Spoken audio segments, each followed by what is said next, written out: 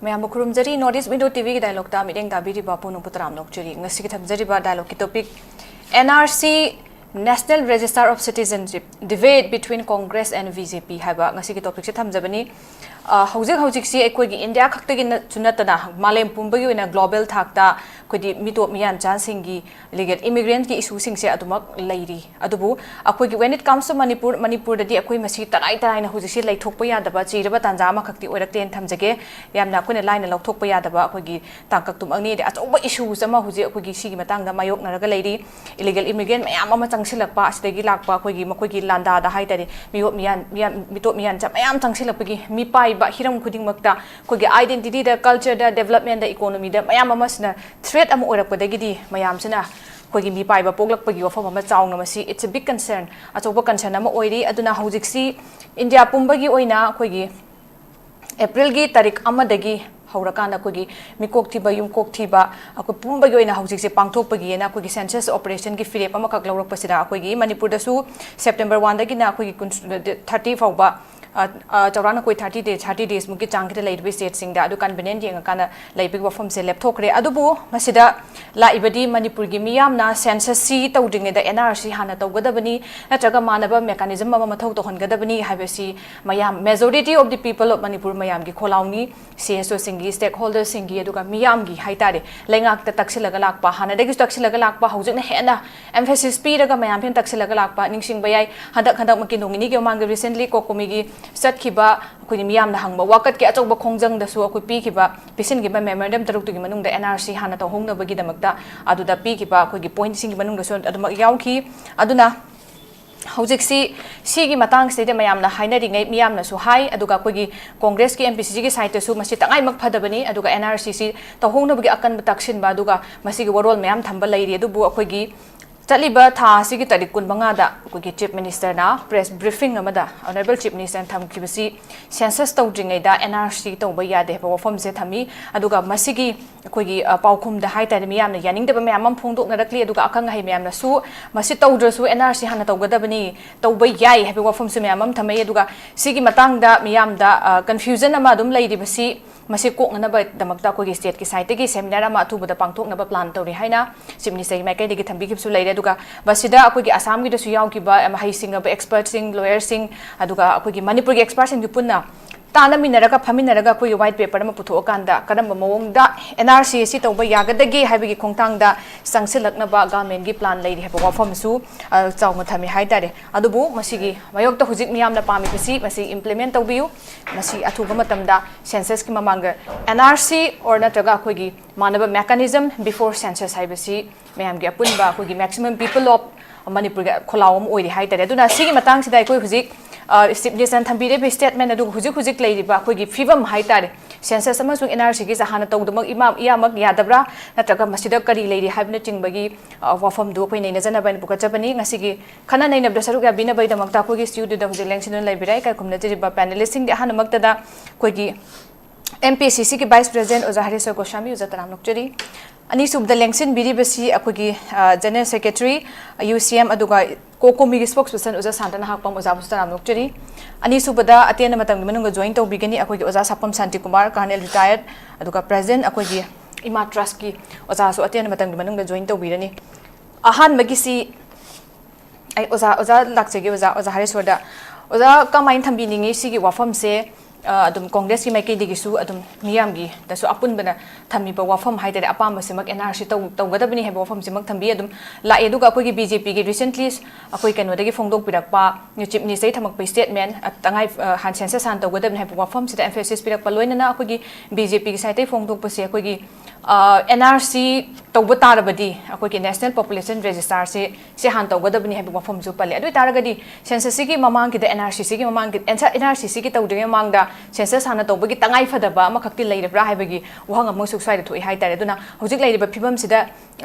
leiriba debate haitare oza kamain yengbi masi tawba amasung tawdabasi kyamaru oiba amasung oidaba kari tawba haibasi kamain thambiring oza SURBALA aina ꯊꯝꯖꯅꯤꯡꯕꯁꯤ ꯑꯩꯈꯣꯏ BJPꯒꯤ ꯍꯥꯏꯇꯥꯔꯦ ꯉꯁꯤꯒꯤꯁꯤ ꯑꯩꯈꯣꯏ ꯇꯣꯄꯤꯛꯁꯤꯗ BJP ꯍꯥꯏꯕ ꯑꯃꯁꯨ ꯌꯥꯎꯔꯝꯅꯤꯅ debate between Congress versus BJP ꯍꯥꯏꯕꯅꯤ ꯑꯗꯨꯕꯨ BJPꯒꯤ ꯃꯍꯨꯠ ꯁꯤꯟꯕ ꯍꯥꯏꯒꯗ꯭ꯔꯥ ꯋꯥꯉꯥꯡꯂꯣꯏ ꯍꯥꯏꯒꯗ꯭ꯔꯥ ꯃꯗꯨꯗꯤ ꯉꯁꯤꯒꯤ ꯗꯤꯁꯀꯁꯟꯁꯤꯗ ꯌꯥꯎꯗꯕ ꯎꯏ ꯌꯥꯎꯔꯒꯁꯨ ꯍꯦꯟꯅ ꯅꯨꯡꯉꯥꯏꯒꯗꯕꯅꯤ ꯑꯗꯨꯕꯨ ꯑꯦꯅꯤꯋꯦ ꯀꯩꯁꯨ ꯀꯥꯏꯗꯦ ꯑꯩꯈꯣꯏ ꯈꯟꯅ ꯅꯩꯅꯕꯁꯤꯗꯩꯗ ꯑꯩꯅ ꯊꯝꯖꯅꯤꯡꯉꯤꯁꯤ BJPꯒꯤ ꯄꯣꯠꯁꯦ ꯃꯥꯒꯤ ꯀꯟꯁꯇꯦꯟꯠ ꯀꯟꯇꯤꯅ꯭ꯌꯨꯇꯤ ꯑꯃ ꯏꯔꯩ ꯂꯩꯇꯕꯗꯧꯅ ꯎꯕ ꯍꯥꯏꯇꯥꯔꯦ 2019 ꯑꯦꯁꯦꯝꯕ꯭ꯂꯤꯗ ꯑꯩꯈꯣꯏꯒꯤ ꯁ꯭ꯔꯤ ꯀꯥꯡꯕꯨꯖꯝ ꯔꯟꯖꯤꯠ ꯁꯤꯡ ꯑꯣꯅꯔꯦꯕꯜ MLA ꯁꯨꯒꯨꯅꯨꯅ ꯍꯪꯕ ꯋꯥꯍꯪ ꯑꯃꯒꯤ ꯄꯥꯎꯈꯨꯝꯗ ꯑꯩꯈꯣꯏ ꯃꯅꯤꯄꯨꯔꯒꯤ ꯃꯇꯝꯗꯨꯒꯤ ꯆꯤꯞ ꯃꯤꯅꯤꯁꯇꯔꯅ ꯈꯨꯝꯈ꯭ꯔꯕꯅꯦꯕ NRCꯒꯤꯁꯦ ꯑꯩꯈꯣꯏ ꯊꯥꯈ꯭ꯔꯦꯅ ꯑꯗꯨꯒ 2022ꯗꯁꯨ ꯔꯤꯖꯣꯂꯨꯁꯟ ꯑꯃ ꯌꯨꯅꯥꯅꯤꯃꯁꯂꯤ ꯀꯣꯡꯒ꯭ꯔꯦꯁ ꯌꯥꯎꯅ NRC ꯃꯇꯥꯡꯒꯤ ꯂꯧꯈ꯭ꯔꯕꯅꯦꯕ ꯑꯗꯨꯒ 2024ꯒꯤ ꯃꯇꯥꯡꯗ ꯑꯩꯈꯣꯏ ꯀꯣꯡꯒ꯭ꯔꯦꯁꯀꯤ ꯃꯤ ꯊꯣꯛꯈꯤꯗꯦ ꯍꯥꯏꯕꯒꯤ ꯄꯣꯠ ꯑꯃꯁꯨ ꯂꯩ ꯑꯗꯨꯁꯨ ꯃꯇꯥꯡ ꯆꯥꯅ ꯍꯣꯔꯦꯟ ꯄꯟꯖꯔꯛꯀꯦ ꯊꯝꯖꯅꯤꯡꯉꯤꯗꯤ loinama khanaba loidana loinama government BJP government NRCC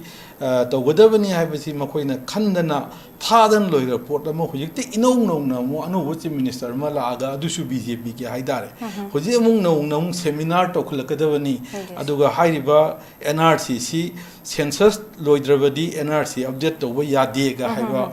masi akhoi dum open secret oina mayam gi public domain da lerabani samaina mung no mo hairakpa somna kandana amung seminar tawgadabani miyam da khanagadabani ga so mo haiba adugadi seminar tawgadaba khanaraga warep logadabu oiragadi karigidamakta hana census loidrabadi NRC update to yade ji kamai hairi no hairiba number 1 da number 2 da already akoi Manipur assembly da warep karak lograba potse no mu hujik census na mu hangadamni ga na haigalaisi matamdu da aina tahubo watpanara matamdu da masigi potse census sana torga tawne habasi yawgibu udi hairiba aduna BJP gi wafam sidi wa sidi ngaklerga amangang public memories are short lived kaido pa miyam na ningjang basi akhoi gi kuidi ga haibagi poto hojikti social media gi kari gi jo IT gi juksi la abani na AI gi matamji yorokpani na hanagi adugumba ariba wakhallon adu thadok phare na khali aduga sigi matang gi dai na han round sigi tanja lojaraga ina thamjaningi se maruina BJP dani makoina ngasi NRC haiba ming ama tari se asangbadadi NRIC mayam NRC na dum hainare mase congress lerumdadi taramdabu yai madugi maramdi kai no hamtana NRC si yan han hogdokki bise congress matumda 1951 da hogdokki baneba matumduda NRIC na haiba hoji NRC hari 1951 da hogdokpani aduga NRC se adugi matungda India gi state amata da akhoigi matang matamna kaina yadabu jana chanadraga su magi tai phadaba illegal migrant ki wafam Manipur da laise samaya lakpa se Assam da 1985 ta koi Assam Accord na tonagi bido satragi ihogdo madursu Assam da su lakreba matamdu da Assam Accord to matam se NRIC na tage NRC se madugi matungina akoi Assam da 2005 ta habidi congress na UPA na panu matam da tripartite talk ama toraga center ne Assam government ne AASU ko all Assam student union haiborungani masi torakanda 1951 gi NRC da koi talk si aidana masi su aina haijaningi di congress na panu matam da masi gi NRC gi port Assam da lakiba si su akoi congress na pan giba 1985 ki ngasai gi leiba Assam Accord si su congress matam tawgiba tawi accord to da ngasai gi ba matamdugi di janabada mai legacy data ga ina adudani horen mathang da mung lakjage koi NRIC natage NRC sidai da koi national population register yaw dru ya ese asam gi da national population register yaw gi de ron the national population register di 2010 da ne ba semai se aduna 1951 da national population register leib nati NRC leijaraga su aduna haiba leiba hojiki NRC se hoi congress ki matamda 2005 tagi amuk kanna tripartite talk torakanda amuk tawre adugi matungda 2010 da NRC se Assam gi district amoriba akoi barpeta da ahan boina trial loina masi tawduna sum yengre ko masi yaba yadabna chingba adugi matungda 2013 da hojiki NRC si ꯑꯩꯈꯣꯏ supreme ꯀꯣꯔꯠꯀꯤ honourable supreme ꯀꯣꯔꯠꯀꯤ ꯃꯥꯒꯤ intervention ꯍꯥꯏꯒꯗ꯭ꯔꯥ ꯑꯃꯗꯒꯤ ꯑꯁꯥꯝꯗ ꯃꯁꯤ ꯄꯥꯏꯈꯠꯇꯕ ꯌꯥꯗꯕ ꯄꯣꯠ ꯑꯃ ꯑꯣꯏꯔꯦ ꯍꯥꯏꯕꯗꯤ ꯂꯤꯁꯥꯡꯁꯤꯠꯅ ꯀꯣꯡꯒ꯭ꯔꯦꯁꯅ 1985ꯇꯒꯤꯅ 2010 ꯐꯥꯎꯕꯗ ꯑꯩꯈꯣꯏꯒꯤ ꯍꯥꯏꯔꯤꯕ NRCꯁꯦ ꯑꯁꯥꯝꯗ ꯑꯩꯈꯣꯏꯒꯤ ꯇꯧꯅꯕ ꯍꯥꯏꯗꯅ ꯍꯣꯠꯅꯗꯅ ꯑꯗꯨꯝ ꯂꯥꯛꯈꯤꯕꯅꯦꯕ ꯑꯗꯨꯒ ꯍꯥꯏꯔꯤꯕ ꯑꯁꯥꯝꯗ ꯇꯧꯕ ꯃꯇꯝꯁꯦ ꯀꯅꯥꯅ ꯄꯥꯟꯕ ꯃꯇꯝꯅꯣ ꯍꯥꯏ ꯀꯥꯟꯗ ꯑꯩꯈꯣꯏꯒꯤ ꯑꯁꯥꯝꯒꯤ ꯃꯇꯝꯗꯨꯒꯤ ꯑꯣꯅꯔꯦꯕल चीफ मिनिस्टर तरुण गोगोईना असम पानबसे 2001दगिना 2015 बो ओरंगनेबा सिगी मतमजिदनेबा असम की मरुइबे NRC की प्रोसेस मयाम प्रोसीड्यूर मयाम मागी लेबा बोटल नेक मयाम आया याद पुनमक field work ground work punamak digest torgo loisalamisi sigi matamje loisalambaneba aduna hojik BJP na ꯑꯩꯈꯣꯏꯒꯤ ꯀꯣꯡꯒ꯭ꯔꯦꯁꯁꯤꯗꯤ NRC ꯌꯥꯗꯕꯅꯤ ꯑꯗꯨꯅꯤ ꯑꯗꯥꯒꯤ ꯉꯥꯡꯕꯁꯤꯗꯤ ꯃꯈꯣꯏꯅ ꯄꯥꯟꯈꯤꯕ ꯃꯇꯝ ꯃꯈꯣꯏꯒꯤ ꯀꯣꯂꯤꯁꯟꯗ ꯂꯩꯈꯤꯕ ꯃꯇꯝ ꯐꯅꯌꯥꯝꯁꯨ ꯌꯥꯎꯈ꯭ꯔꯦ ꯑꯗꯨ ꯍꯥꯏꯔꯤꯕ ꯄꯣꯠꯁꯤꯡꯒꯤꯗꯤ NRC ꯍꯥꯏꯕ ꯋꯥꯍꯩ ꯑꯗꯨꯒ NRC ꯍꯥꯏꯕ ꯄꯣꯠ ꯂꯥꯛꯏꯕ ꯑꯁꯥꯝꯗꯒ ꯂꯥꯛꯇꯅ ꯉꯁꯤ ꯑꯩꯈꯣꯏꯅ ꯑꯁꯥꯝꯒꯤ ꯄꯣꯠꯇꯨ ꯑꯩꯈꯣꯏ ꯑꯦꯗꯣꯞ ꯇꯧꯕ ꯌꯥꯕ꯭ꯔꯥ ꯌꯥꯗꯕ꯭ꯔꯥ ꯍꯥꯏꯕꯅꯆꯤꯡꯕ ꯑꯩꯈꯣꯏꯒꯤ ꯅꯣꯂꯦꯖꯇ ꯉꯁꯤ ꯂꯩꯔꯤꯕ ꯄꯣꯠꯁꯤꯡꯁꯦ ꯍꯣꯏ ꯑꯇꯣꯞꯄ ꯁꯤ ꯇꯧꯔꯝꯗ꯭ꯔꯒꯁꯨ ꯑꯇꯣꯞꯄ ꯃꯈꯜꯒꯤ ꯃꯑꯣꯡ ꯑꯃ ꯂꯥꯛꯑꯝꯕꯁꯨ ꯌꯥꯏ ꯑꯗꯨꯅ ꯋꯥꯐꯝ ꯑꯃꯅꯤ ꯑꯗꯨꯅ ꯃꯁꯤ ꯃꯈꯣꯏꯅ ꯍꯥꯏꯔꯤꯕ ꯄꯣꯠꯁꯦ ꯆꯥꯝꯃ ꯂꯥꯜꯂꯕ ꯇꯣꯇꯦꯜꯂꯤ ꯂꯥꯜꯂꯕ NRC सिदी अमरोमदा वही से अप्रोप्रिएट ओइगद्र ओइरोइद्र खंग्रे अखोई कांग्रेस की ब्रेन्स राइ चाइल्ड ने नबो हाइबे याय ने इदि लौई अदुगी मतुंगदा कैदौगेदा हाइब पोथी अखोई की NRC की पोथी अखोई मणिपुर लेजिस्लेटिव असेंबली दसु अखोई 2022 दा अगस्त थादो ओइगने न खली मसी तौव मतम द वारेप लो मतम द NRC की कांग्रेस की लोइनमक यूनानिमसली MLA मंगामक याउना वारेप सि लौगिबनेबको अदुगा मखोइना अकोनबदा थमैसिना अखोगी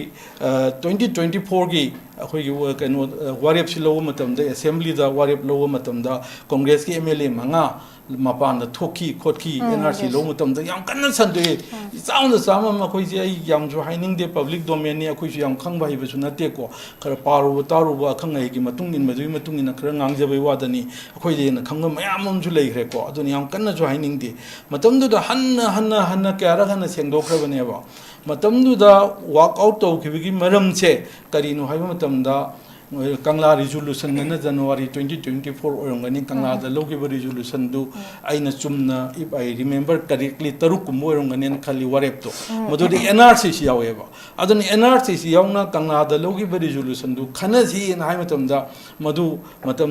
हाउस ने यादबदगी मतम दु यादबगी वगौ तौरखिबनेबा हाइबो पोछमखि अखोगी ऑनरेबल अखोगी MLA ऑनरेबल अखोगी हानगी CLP लीडर अदुगा हुजिकिन प्रेसिडेंट श्री ओक्रम इबोबिनसु हाउस न पान थोलकांदा महांगना मसिना मरमोइदना मसि अखोई थोलकपनी NRC यादबगी नत्ते हेबसे मयेक सेंगना थंग्रबु अफम मनेबा मसिमक्तदा मखोइना हंजल अखोगी अरान पोट अमदा असेंग पोटुदा युमफम मोरगा तौरदि फबा अरान अमदा सागलगा कांग्रेस ने NRC यादबनी अदुनी अदानी हाइबना चिंगबा अदुदा अदु हाइगी अदा हाइगी एन तौ पोटसे मसि यामना लाइबक थीबनेन थमजनिंगी अदु मपुंग ओइनदी लैरिबा हुजिकी लैरिबा BJP की आप दिल्ली द सुंगाइरे BJP की लैरिबा अखोई प्राइम मिनिस्टर अमसुंग अमित शाह मोट मानदे अमित शाह ना महांगना नवेंबर ओरंगनी नवेंबर थादा माना हाइगी मतमदा अखोई करी हाइना हाइगी गे हाइ मतमदा अखोई NRC सी अखोई मसि चनरनी इंडिया पुनमक्ता इना महांगना हाइगी होम मिनिस्टर ना 2019 गी को हाइगी बे लೈ अदुगा 2019 दा हाइग्रा मतुंग खिदैदा अखोई डिसेंबर दा मोदी ना मुक नवेंबर दनी सॉरी नवेंबर 2019 दा अमित शाह ना सो हाइग्रे राज्य सभा दनी को हाइरिसे अदुगा मोदी ना मुक रामलीला ग्राउंड दा डिसेंबर 2019 दा अखोई NRC की मतंग से no nationwide NRC not even discussion मो हाइगी बिसु लेरबने असिकुम मयाम सी योंकांदा BJP ना संदोइबा अरानबा प्रचार अरानबा वफम सिंग से मसि चाम लान वफम आक्तने ने थमजरगा या हनबे राउंड जी टेंशन जके ओके ओजा हौजिक्सी NRC की वफम सी 2022 दसु अखोगी कांग्रेस यावना सिगी रेजोल्यूशन लौबि वफम से लेरे अदुगा NPRC यावदना असम सु तौगिबे वफम से दुम लेरिबंदना वाई नॉट इन मणिपुर दसु यारोइद्रा हाइबे वफम से मसु लेरे हाइतरे अना हौजिक्सी मियाम गे हाइरगदी हुजिक लेब सिचुएशन सिदा इलीगल इमिग्रेंट गे मितो मियान जागे अचौबा अखोगी कनो अमखक लेबंदना इशू जम खक लेबंदना NRC बिफोर अखोगी सेंसस हाइबे पोस्टने अखोई याम स्ट्रांग होइबा अखोई वोकल न मियान बेगी थोग लेसी अनि सुब अहान बगी सै ओजा शांता दम लाक्ति ओजा recent statement the chief minister na thambi ki ba wafam aduga BJP de ki thambase NRC tawga tadi hana national population register tawga da bani haiba wafam thame adubu in case of Assam si yaudana dumak tawbi wafam chule duna government gi swai matang determination na traga kanu sa hai tare kamain thambi ni users amna ko ai ngasai notice window da haijagi ne ko BJP gi mi lakta ta di topic se sindopi on haijagi ne ko masi argument zum tawna ko da akoina mu BJP man ge to ba tamona mu akoina ani manraga BJP mu chaiba mai chaki dore ba si se general discussion no ina sum to pi pam re di topic se ngasai haijagi ne ko nung din da if BJP lakta ri si topic se tambiu ado de BJP am bo yaw dana akoina sum wari sa hai haija bane do ai ngasai haijagi ne ko sima na tamjage ko mamde BJP na te ko aduna hamda ina haijaning se ko NPR gi matang se khoi gi government jina ngasai 2001 ko moina honor ka toise koi census se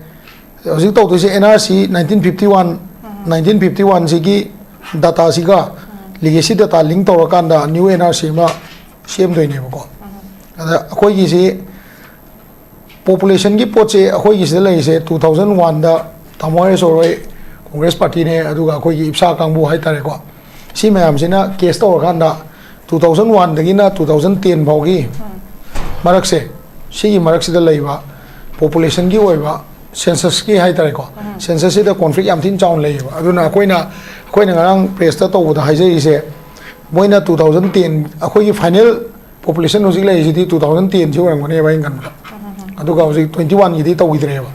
census se ko aduna 2001 dagina 10 bau marak ta leiba conflict akoi gi revenue gi oiba conflict mayam ama then district ano by locate to by conflict then illegal immigrant gi infiltration gi conflict si me am se leim ni na khoina 2010 gi data lo se adi 2001 gi matung lo wang mane NPR la is de ko aduna 2010 da moina NPR da yenga ga natraga population gi census data do yenga ga adugi ligi adi 2010 da gi maning hangala kanda 1951 bauda sida leiba mising 10 bauda leiba mising se sida yenga to oi ta de khoi satisfy oi de hamne ba khoi ai jene ko aduna census se hojik se new census to matam da koina hai se ko new census to matam da whether they do it with NRC do collectively togera toroira akoi di concern oi de ba concern hai de koi CSO gi hoina koi site gi hoina ko maram di 1951 gi NRC to matam da so it was done with census punna to mine ko aduda just few questions were struck off thoki bane moina ko question ani hum more male moi lok thokri se ko adugi census tuna NRC gi national citizen register gi register si oise gi bane ko with addition or subsection of some questions hai tare ko aduna marmo ya kanda akoi gi oina NRC tawri ngai da sorry NRC tawna census to da koi di objection leite ba yam seng na ha da ko adubu akoi na pami si kaino hai kanda 2001 gi leiba major population calculation like is 2001 daina 2010 mauni moina freeze stock is 2020 ga 5 ki December 31 jaibo oram dong male moina freeze stock tham mise aduna sigi 2025 ki December bo freeze stock population je 2001 dagina 25 ki December bo je si je accurate oba data na te hamne ko ya je aduna NPR moi si mark ta sem gi NPR je acceptable oi te hamne NRC ka NPR ka khene khoi khange NRC is na original citizen hai tare ko Indian origin citizen mayam duni NPR includes everybody foreigner nungna adu ada leidana ko even asylum mo yaw ngani maram di asylum de leba mi natraga any individual yaw ngani bese di ko adu maina akhoi understanding no adu mai lei ain la lise ain hai je lan yaw ma zoren tamon chum thobo de mo jeno ko su kai de adu ga akhoi na ngasai government na tawge haiba tawse haiba ngasai workshop hai tare natraga discussion je akhoi na support ro pai mar ma makak lei kai no hai ganda Assam Accord se akhoi na Assam Accord tu yam study to bai wa na te akhoi gi su akhoi gi lamjiga favorable oi ba mawong da favorable oi ba lamjiga chana ba chuna ba mawong da akhoi gi NRC se conduct to godam ni adu gi manungi modalities na mama framework amadi sem da ya roi mamde Assam Accord to gera ama to gera NRC gi kano se framework ama semi 1946 Foreigner Act ꯑꯣꯏꯒꯦꯔꯥ ꯑꯗꯒꯤ ꯉꯁꯥꯏꯒꯤ ꯀꯩꯅꯣ ꯑꯣꯏꯒꯦꯔꯥ ꯑꯩꯈꯣꯏ ꯇ꯭ꯔꯥꯏꯕꯨꯅꯦꯜ ꯑꯣꯏꯒꯦꯔꯥ ꯑꯩꯈꯣꯏꯒꯤ ꯂꯝꯁꯤꯒꯤ favourable ꯑꯣꯏꯕ ꯃꯑꯣꯡꯗ ꯁꯦꯝꯒꯗꯕꯅꯦꯕ ꯃꯔꯝ ꯑꯗꯨꯅ ꯀꯃꯥꯏꯅ ꯂꯥꯛꯀꯦ ꯀꯥꯟꯗ ꯑꯩꯈꯣꯏꯒꯤ ꯂꯝꯁꯤꯗꯤ ꯌꯥꯝ ꯊꯤ ꯀꯣꯝꯄ꯭ꯂꯤꯀꯦꯇꯦꯗ ꯑꯣꯏꯕ ꯍꯟꯗꯛꯀꯤ NRCꯁꯤꯗ ꯁꯣꯔꯤ ꯁꯦꯟꯁꯁꯇꯗꯤ ꯑꯃꯨꯛ ꯀꯥꯁ ꯁꯦꯟꯁꯁꯁꯨ ꯑꯃꯨꯛ ꯇꯧꯗꯣꯏꯅꯤ ꯃꯃꯥꯡꯗ ꯀꯥꯁ ꯁꯦꯟꯁꯁꯁꯦ ꯏꯟꯗꯤꯌꯥꯒꯤ ꯑꯣꯏꯅ ꯇꯧꯗꯦ ꯍꯥꯏꯕ ꯌꯦꯠꯅꯕꯁꯨ ꯂꯩ ꯑꯗꯨꯒ ꯍꯟꯗꯛꯀꯤꯁꯤꯗꯤ ꯏꯂꯦꯛꯇ꯭ꯔꯣꯅꯤꯛ ꯀꯥꯁ ꯁꯦꯟꯁꯁ ꯇꯧꯔꯛꯀꯗꯣꯏꯅꯦꯕ ꯑꯗꯨꯅ ꯃꯔꯝ ꯑꯣꯏꯔꯀꯥꯟꯗ ꯑꯩꯈꯣꯏꯅ ꯄꯥꯝꯃꯤꯁꯤ ꯑꯩꯈꯣꯏ CSO ꯃꯌꯥꯝ ꯄꯥꯝꯃꯤꯁꯤ ꯀꯩꯅꯣ ꯀꯥꯟꯗ ꯉꯁꯥꯏꯒꯤ 2001 2001ꯒꯤ ꯃꯃꯥꯡꯒꯤ ꯂꯩꯔꯝꯕ ꯄꯣꯠꯇꯨꯃꯗꯤ ꯑꯦꯀꯨꯔꯦꯠ ꯑꯣꯏꯔꯦꯅ ꯂꯧꯔꯒꯦ 2001ꯒꯤ ꯃꯇꯨꯡꯗ ꯂꯥꯛꯄ population data se whether NPR ꯑꯣꯏꯒꯦꯔꯥ census की data ꯑꯣꯏꯒꯦꯔꯥ ꯑꯗꯨꯒ revenue की data ꯑꯣꯏꯒꯦꯔꯥ ꯃꯁꯤ accurate ꯑꯣꯏꯗꯦꯅ ꯑꯩꯈꯣꯏꯅ RGI ꯗ ꯀꯩꯅꯣ notification notice ꯑꯃ ꯊꯥꯕꯅꯦꯕ notice page ꯁꯦ 15 ꯒꯤ ꯀꯩꯅꯣꯁꯤꯗ second notice ne ꯁꯤꯁꯦ ꯑꯅꯤꯔꯛ ꯊꯥꯕꯅꯦ ꯑꯩꯈꯣꯏꯅ 15 ꯍꯟꯗꯛꯀꯤ running May ꯒꯤ 15 ꯗ ꯂꯣꯏꯔꯅꯦꯕ ꯑꯗꯨꯗꯩꯗꯤ court case ꯆꯠꯈ꯭ꯔꯅꯦꯕꯀꯣ ꯑꯗꯨꯅ ꯑꯩꯈꯣꯏꯅ ꯇꯧꯔꯤ ꯄꯣꯠꯁꯤꯗꯤ NRC ꯁꯤ ꯀꯩꯅꯣꯒꯤ ꯑꯩꯈꯣꯏꯅ ꯀꯩ ꯍꯥꯏꯇꯥꯔꯦ ꯑꯩꯈꯣꯏꯒꯤ ꯑꯣꯏꯅꯗꯤ with or without census ꯑꯩꯈꯣꯏ accept ꯇꯧꯏ but 2001 ꯒꯤ ꯃꯇꯨꯡꯗ ꯂꯩꯕ population ꯁꯦ accept ꯇꯧꯔꯒ ꯑꯗꯨꯋꯥꯏꯗꯒꯤ family linkage ꯁꯦꯝꯃꯛꯄ ꯇꯥꯔꯒꯗꯤ ꯅꯠꯇ꯭ꯔꯒ ꯑꯗꯨꯒꯤ population ꯗꯨꯅ ꯄꯨꯊꯔꯛꯄ ꯇꯥꯔꯒꯗꯤ ꯃꯗꯨ ꯑꯩꯈꯣꯏ accept ꯇꯧꯗꯦ ꯍꯥꯏꯕꯅꯦ ꯑꯩꯈꯣꯏ ꯍꯥꯏꯁꯦ ꯑꯗꯨꯒꯤ ꯑꯗꯨꯋꯥꯏ ꯒ꯭ꯔꯥꯎꯟꯗꯨ ꯈꯛꯇꯅꯦ ꯑꯩꯈꯣꯏꯅ ꯍꯥꯏꯁꯦꯀꯣ ꯁꯤꯃ ꯍꯥꯟꯅ ꯑꯩ ꯑꯍꯥꯟꯕ ꯔꯥꯎꯟ ꯇꯝꯖꯒꯦ Okay, with or without ꯑꯩꯈꯣꯏꯒꯤ ꯀꯩꯅꯣꯁꯤ NRC census say except that we only when ꯑꯩꯈꯣꯏ ꯍꯧꯖꯤꯛꯀꯤ ꯊꯝꯕꯤꯈꯤꯕ ꯑꯣꯖꯥꯅ ꯊꯝꯕꯤꯈꯤꯕꯗꯣ ꯑꯩꯈꯣꯏꯒꯤ 1951 ꯗꯒꯤꯅ ꯑꯩꯈꯣꯏ 2010 ꯁꯤꯕꯨ ꯍꯪꯒꯠꯂꯒ ꯁꯤꯒꯤ ꯃꯈꯥꯗꯒꯤ ꯂꯤꯜꯂ ꯆꯠꯈ꯭ꯔꯦ ꯍꯧꯖꯤꯛꯀꯤ ꯋꯥꯔꯛꯁꯣꯞ ꯑꯦꯛꯁꯦꯞ ꯇꯧꯕꯒꯤ ꯋꯥꯔꯤꯁꯦ ꯀꯃꯥꯏꯅ ꯂꯥꯛꯏꯅꯣ ꯍꯥꯏ ꯀꯥꯟꯗ ꯑꯩꯈꯣꯏꯒꯤ ꯍꯧꯖꯤꯛꯀꯤ NRC ꯁꯦ ꯇꯧꯔꯛꯄ ꯃꯇꯝꯗ population 3 ꯐꯪꯗꯣꯏꯅꯤ ꯁꯤ ꯃꯌꯥꯝ ꯂꯣꯏ ꯈꯪ ꯑꯩꯈꯣꯏ ꯃꯌꯥꯝ ꯍꯧꯖꯤꯛ ꯂꯥꯎ ꯈꯣꯡ ꯇꯧꯔꯤ ꯃꯌꯥꯝꯁꯤꯗ end point ꯁꯦ ꯀꯥꯏꯗ ꯆꯠꯇꯣꯏꯅꯣ ꯍꯥꯏꯁꯦ ꯑꯩꯈꯣꯏ ꯀꯅꯥꯝꯇ understand ꯇꯧꯅꯗ꯭ꯔꯤꯕ ꯃꯥꯜꯂꯦꯕ ꯑꯩ ꯋꯥꯈꯟꯗꯀꯣ ꯂꯥꯜꯂꯝꯕꯁꯨ ꯌꯥꯏꯀꯣ everyone is talking about NRC tꯧꯒꯗꯕ foreigner ꯈꯟꯗꯣꯛꯀꯗꯕꯅꯤ ꯂꯣꯏ ꯍꯥꯏꯌꯦꯕ ꯃꯌꯥꯝꯁꯦꯀꯣ but foreigner ꯁꯦ ꯈꯟꯗꯣꯛꯄ ꯃꯇꯝꯗ tribunal ꯁꯤꯅ ꯇꯧꯒꯗꯕ ꯃꯊꯧꯁꯦ ꯑꯩꯈꯣꯏꯒꯤ ꯂꯝꯁꯤꯒ favorable ꯑꯣꯏꯕ ꯃꯑꯣꯡꯗ ꯄꯨꯔꯛꯇ꯭ꯔꯗꯤ ꯌꯥꯔꯣꯏ ꯑꯗꯨꯅ framework ꯑꯃ ꯗꯔꯀꯥꯔ ꯑꯣꯏ ꯍꯥꯏꯕꯅꯦꯕ ꯑꯩꯈꯣꯏ government ꯁꯤꯅ move ꯇꯧꯕ ꯃꯇꯝꯗ ꯑꯩꯈꯣꯏꯅ ꯍꯥꯏꯔꯤꯁꯦ ꯑꯗꯨꯅꯦꯕꯀꯣ ꯃꯁꯤ ꯗꯔꯀꯥꯔ ꯑꯣꯏꯕꯒꯤ ꯃꯔꯝꯁꯦ ꯀꯩꯅꯣ ꯍꯥꯏꯔꯀꯥꯟꯗ original Manipuri citizen ama Indian citizen ju oiba ma phangane ba ko aduga Indian citizen di oiba Manipur da le pokpa na taba kangbu ma su phangane ba aduga original foreigner ama ga mi hum ne ba phang doi je ko original asigi India da pokpa mi Manipur da la aba mi sidi even ILP da su 1961 da tawraga akoi gi ngaklo ma di lei rabne adu ILP do implement to da ngamira ngamdrira adu na maram mo kanda issue me amam lei sine bo je ko aduga kasai gi Indian foreigner ama number 3 da ina hoje haije ba original foreigner ama phangdoi se sigi foreigner ji di home country na kai gumba akoina magi database e phakat pa matam na ma je India da 1951 gi chahi manga mamang ba hai tare ko whether partition mamang da lakpo igera ama lakpo igera ko 1951 gi mamang amaning dai phangda ta ru chahi manga mamang ba mama chahi manga manung da adu chahi manga gi mamang da lakraba mi oi ta gadi madu Indian citizen oina lowni hai bagi kano da foreigner kano da yauri ne ko adu yauna maram oi kanda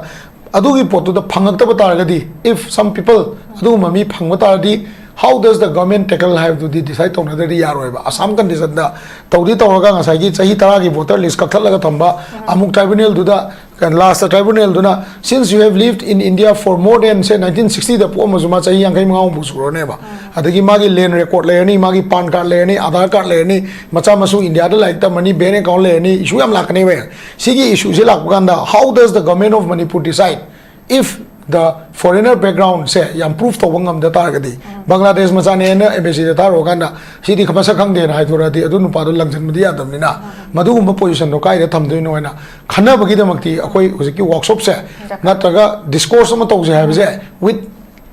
constitutional expert of the expert hai tare ko ai gi gangba constitutional expert to gamena poraga akoi ga tanan mangamni hai ta di akoi ya je hai ne ko hai sumain dam ja okay za akoi gi hujik lai report si NRC census to dragadi census akoi census to dragadi NRC to boy yaroi ha posi akoi ga sagi discourse to na kamaina akoi gi BJP na lapthor ina ba form sima aduga amarom da mu akoi gi hujiki with the expert of ngasagi expert lawyer mayama ma aduga Assam dagi su hanani yaw khraba aduga Manipur dagi su punna khanna rakanda amato na punna phama kanda hairi basigi matang de discourse to rakanda kanuma puthurak to boita de accept to ba form su laire ahan bagi sai oza SANTIKUMAR OZA lakti OZA hujik si mayam sina akoi gi census ki matung ina sidai da BS tawrakanda कोई delimitation तौखरी नत्रगा कोई development की project की policy की ma'am से smile लेपथो की तार कोई लेरिबा कोई इंडिजिनस ता येलो मीडियम इफेक्ट तौरकनी यामना मांगजरकनी ऑलरेडी कोई सिगी मी पाइबस अकी बसे तुम लेबना है मैम से बिफोर डिलिमिटेशन सेंसस एनआरसी अन तौगदम नत्रगा मानब मेकानिज्म तौगदम है सिका चेतप खोलाव लापन है तार ओजा अन सी सेदा कोई चीफ मिनिस्टर ना ngarang han tham gi statement do thambi ki ba aduga koi gi kano taw taragadi NRC taw taragadi akoi gi NPR hana national population register han tawgadam ni aduga akoi gi census se NRC taw dragadi NRC taw ba yaro haina mai maram reason su pi hai tare akoi gi han awareness taw khot pana aduna huji government gi frame taga government gi akoi gi wafam si determination se hai tare si kamaina ozagi motadi hengbi kamain thambi ni uza like the situation si ai gi motadi na very clear and simple ko Manipur se yama big palam mani with around 30 lakhs population ko kano gi matungina 31 2011 gi matungina 28 mutane ba 28 lakhs mutane ba ko adu da so nefarious activity yaw thabani ko Senapati district da hai basi da 28 lakhs something sai da habi nefarious activity hengaran ba khokana ma yaw thabane ba unreasonable oi ba ko sigi population se akoi gi kare hata other states da ko other North Indian central states na si se district amagi population bu na te ba ko district amagi population bu na te aina mayam da ntraga lenga da request of jeri sidi yamna people lamni population yaude Firjol district harga DC amagi makha da le se 47000 khakta ne ba 47000 khakta ne ba leyon go to se authorized adu matung da 2011 da moi macha kya pokre khangde ko adu natana maching di hingal ta di noi na cha kya pokre adu matung da pok to basing do kara kara no thigatoi ne ba yamna lubo pot na ti ba aina haji ko aduna census su tok thopi ro yamna people lamni population ju yaude ko population khitang yami se Imphal East Imphal West Bishanpur singata de ba ko thawal ga thawal chu kaching yo khadu ki de mu thawal jum yamdre ko adagi Senapati is the problem khala Imphal East gi man hindu khre ma population je ko adu madi problem le ni adu rectify ta hob ta kale adu ai gi mot di am clear and simple NRC su tawse adu ga census su tawse animal tawse animal taw da na kaim ta ruba kaim ta leite complication kaim ta leite ko will do akoi gi government gi will do ta kale ba ko yes si taw ta ni khale ga amanong ta akoi cookie si nau sindai gi ne cookie ta kariba narco terrorist ka mo hai ba illegal ka na hai ba mo nu ngai ra mo ba aduna adu once and for all let's solve it out hai ne hai di ko chin cookie narco terrorist ka na hona hai illegal le la pa khopa the influx refugee ka na hai da na ko simple remarks am ta le ta na ba ko once and for all akhoi na sigi central government so hau de hai ra sigi class si hau re adu matung da fencing tawro matung da NRC taw si ha objection taw kang bu du gi di moi maram le ne ba do objection taw no se fencing da ka do objection taw no NRC ya de maram le ne ba adu gi pot ani do adu do akhoi gi state government na fajana understand tawga loina ma MLA myam si opposition ruling loin punjalaga yes we have to do like this and hai ro ba adu center da gi help to law ro ba kamaina help lagu da ge law ro mi adagi por o census thi da tawga ba aduga akhoi Manipur gi di yamna kai hai ta thoina luba pot na te ba thi ge will do le ta di bi masing yam te ha ni da ya bi Imphal area Thobal area Bishanpur ka si di plain area ngata ni na adum mi do khat thamaga chat lusun ba ya ne ba hai bi ma gi constitutional lai ri ni ko adu matung da block amu lai ri ni adum sem ba ya ni hai bi ni da aduna sigi kano se yarak ta ba tar ga di ngamde hai ga di manung da yamna nefarious activities yamna tauri hai bi ne ba ko adu hoji inaw na hai do Hantana hai do 1951 hai dana ko akoi honorable chief minister be na 1961 hai bani adu notification lai hai ni ai mo ta di na let me magna ni 1961 mu yai ka kai te ba ko yam sang ba po ni but 1961 hai ba ya na ba tar ga di ya ba tar ga di ko 1961 gi matung da la kwa mai te do adu foreigner oi ni hai du na tra cookie su foreigner oi hai du ne ba Manipur gi nate hai du ni naga su nate hai du ne ba ko adu mayam do adu gi understanding du di akoi gi mi sing ji lai ba tai han le ko yellow mi sing ji lai ba tai cookie sing ju yellow mi hai ra si adu mamang da la pa sing do ko adu di moi gi right ta ano ba la pa sing do na amu mathun da chai amu yoi do ne ba ka gi po chi ya da tar ga di adu da handa ki se ta hu da tar ga di handa ki se ta hu da tar ga di karam ga da kamai to do na gyan da dra ki gi smai hau ji ti yamna याना बुम दौदना तौबदी ओरंगदो मानदे आइना खमदको अदुबु फिजोल Gauba अदगी Chandel फिजोल Chandel and Tamil तेलोपाल मोइसिदी आइना खमद मसिंग यामदो मालेको अदना once and for all my humble request to the state government and central government ani makse amukta da tawthopiro kanam khanaro adu mutungda fajana sengna pujen sengna ko कमायना सेंगतब याई कदाइदगी loophole यासे फजना खनबिरो फजन खनरगना सोइदबिदा हाइबदी सिगी पुरुप सिगी कना कना चतनी दरबा party चकनी कमाय तौगनी हाइबदा फजन workout तौबिरो अदुगना DCC is the responsible people ni DCC leina magi mi ngani dana mai mi katongni tameno the 75 khatani ba 75000 khatani tamilanga ko fizol 45 adagi Churchanpur se 2011 ki matung nadi 1,20,000 khatani kasu leba pona teba mi UP da district amat lai se 69 lakhs ne mi 69 lakhs imagine kamaina du moi adadi kamai ta ngani akhoi da bu ka du ta ngam moi no ada border state ni yam sensitive oiba state amani sangthok border is completely open adu ta di aina haije sini once and for all ani makche phajana tawthopiro adu mutung da khana da wan de adu mutung da in khanba si taw da tar di na hauji next akhoi gi next kan to ko do se tamul ko do se NRC and census tani hek to possible in the near future adu tamul ta ko do ni census have si di leramba mi khuding watching thi do ni ko leramba mi khudima NRC to da di kamai to da na census to ka kamai to do amu hando ri bra ko na NRC gi da mukta mi me am do la ingai to da habadi DC gi da la ka do ni अदे officer दा लागदी मसागी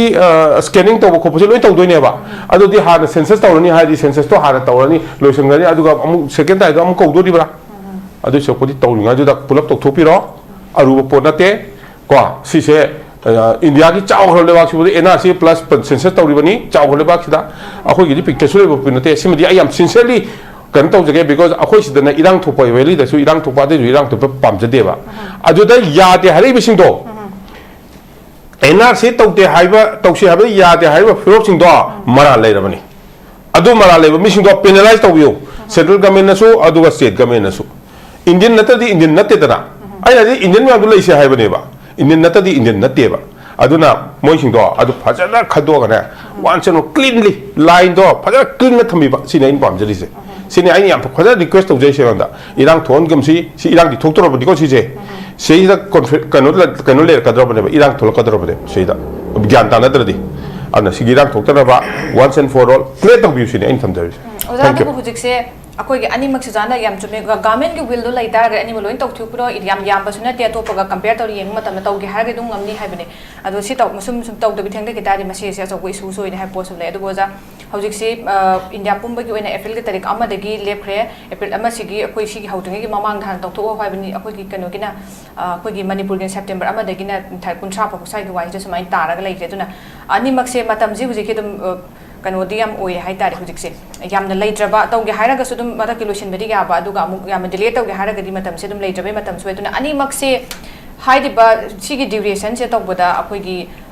yamna akoi gi advisable oi gadra na traga ani hujik se matam di leitram na tawsin ki taraga di sigi matam se karam haina si se akoi gi manage tawgane da si exercise tawgo se extremely difficult ba pot amadi oi roidra hai ba sai bitang da kamai thambini difficult odoi se adai changa na mahum la khangdaba adugi ni difficult odise aigi case ta jage ko aigi pagi maming ko chan sapam ko chan ko we ko ma se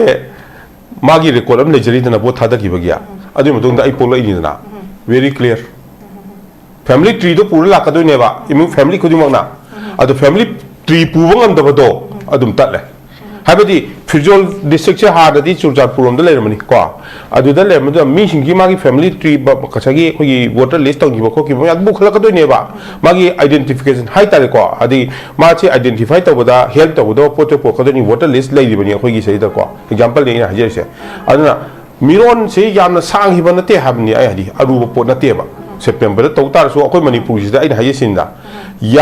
yamna chaw po na te pik po na bani sincerely si tausi ka su tau ngam da ba lai roi ba sei da adu ngam na ba gi tamakta requisition tau ba tare ai gi mot ko ai kanom di very clearly thamjage mayam da ai na thamdo ju sini अखोइना demand तौबदा justify पो ओरबा central government always gives सिने आई हाजे आई की experience तनी को सेंट्रल गवर्नमेंट से अदुम पिरेबा जस्टिफाई तौता दि अदु जस्टिफिकेशन पी तारे अखोइ की लम से अखोइ लेबाक से मसिदिना स्मार्ट क्लास तौ लेबा से अखोइ सुना इन्फ्लेशन रेट सु क्वाइट हाईएस्ट होरे पैसा सु लेत्रे वारे अदुना अखोइ चंते हेल्प तौबियु सैदना नोइ मी थाक दु थारो इक्विपमेंट थाक दु थारो थारो कने अखोइ से आउतंग अदुगी कनो दो कई हाइतारे आउतंग वंस एंड फॉर ऑल आउत शेड आउट तौगे अदुगने अखोइ बॉर्डर से बॉर्डर मैनेजमेंट ने होजले से बॉर्डर गार्डिंग फोर्स लेते बॉर्डर से गार्ड तौ देब बॉर्डर से ओपन ने होजले से मी खान हाय में को बॉर्डर इज कंप्लीटली सील काना मोदवाती नि बकवास मा है हिंदी दारे बकवास बॉर्डर इज ओपन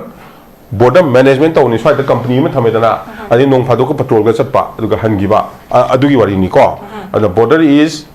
बॉर्डर से पूरा कंप्लीटली सील दम दरकार ले रहे एनआरसी याम दरकार ले रहे अनि सिनी सेंट्रल गवर्नमेंट से तौसे हाइगी हेक होपदा हाइबनी को सी अनि से याद्रिबो पोचिदो पनिशमेंट पीबीओबा ओके सर सी पोसे अखोइ लेबा की दनी आई युम लेता आई फेंसिंग तौला ताब नत्रो आई युम सी लेबा तारदी छमन खाबा ताब नतरा कोंधों पान ताब नतरा हुराल बसिंग दुने सोंदा लागा दु हुराल बसिंग चंगल लुदि कमाय यादोइनो आई युम द लाक्चो के दो लाक्तोइनो हुराल लाक्तोइ नत्रो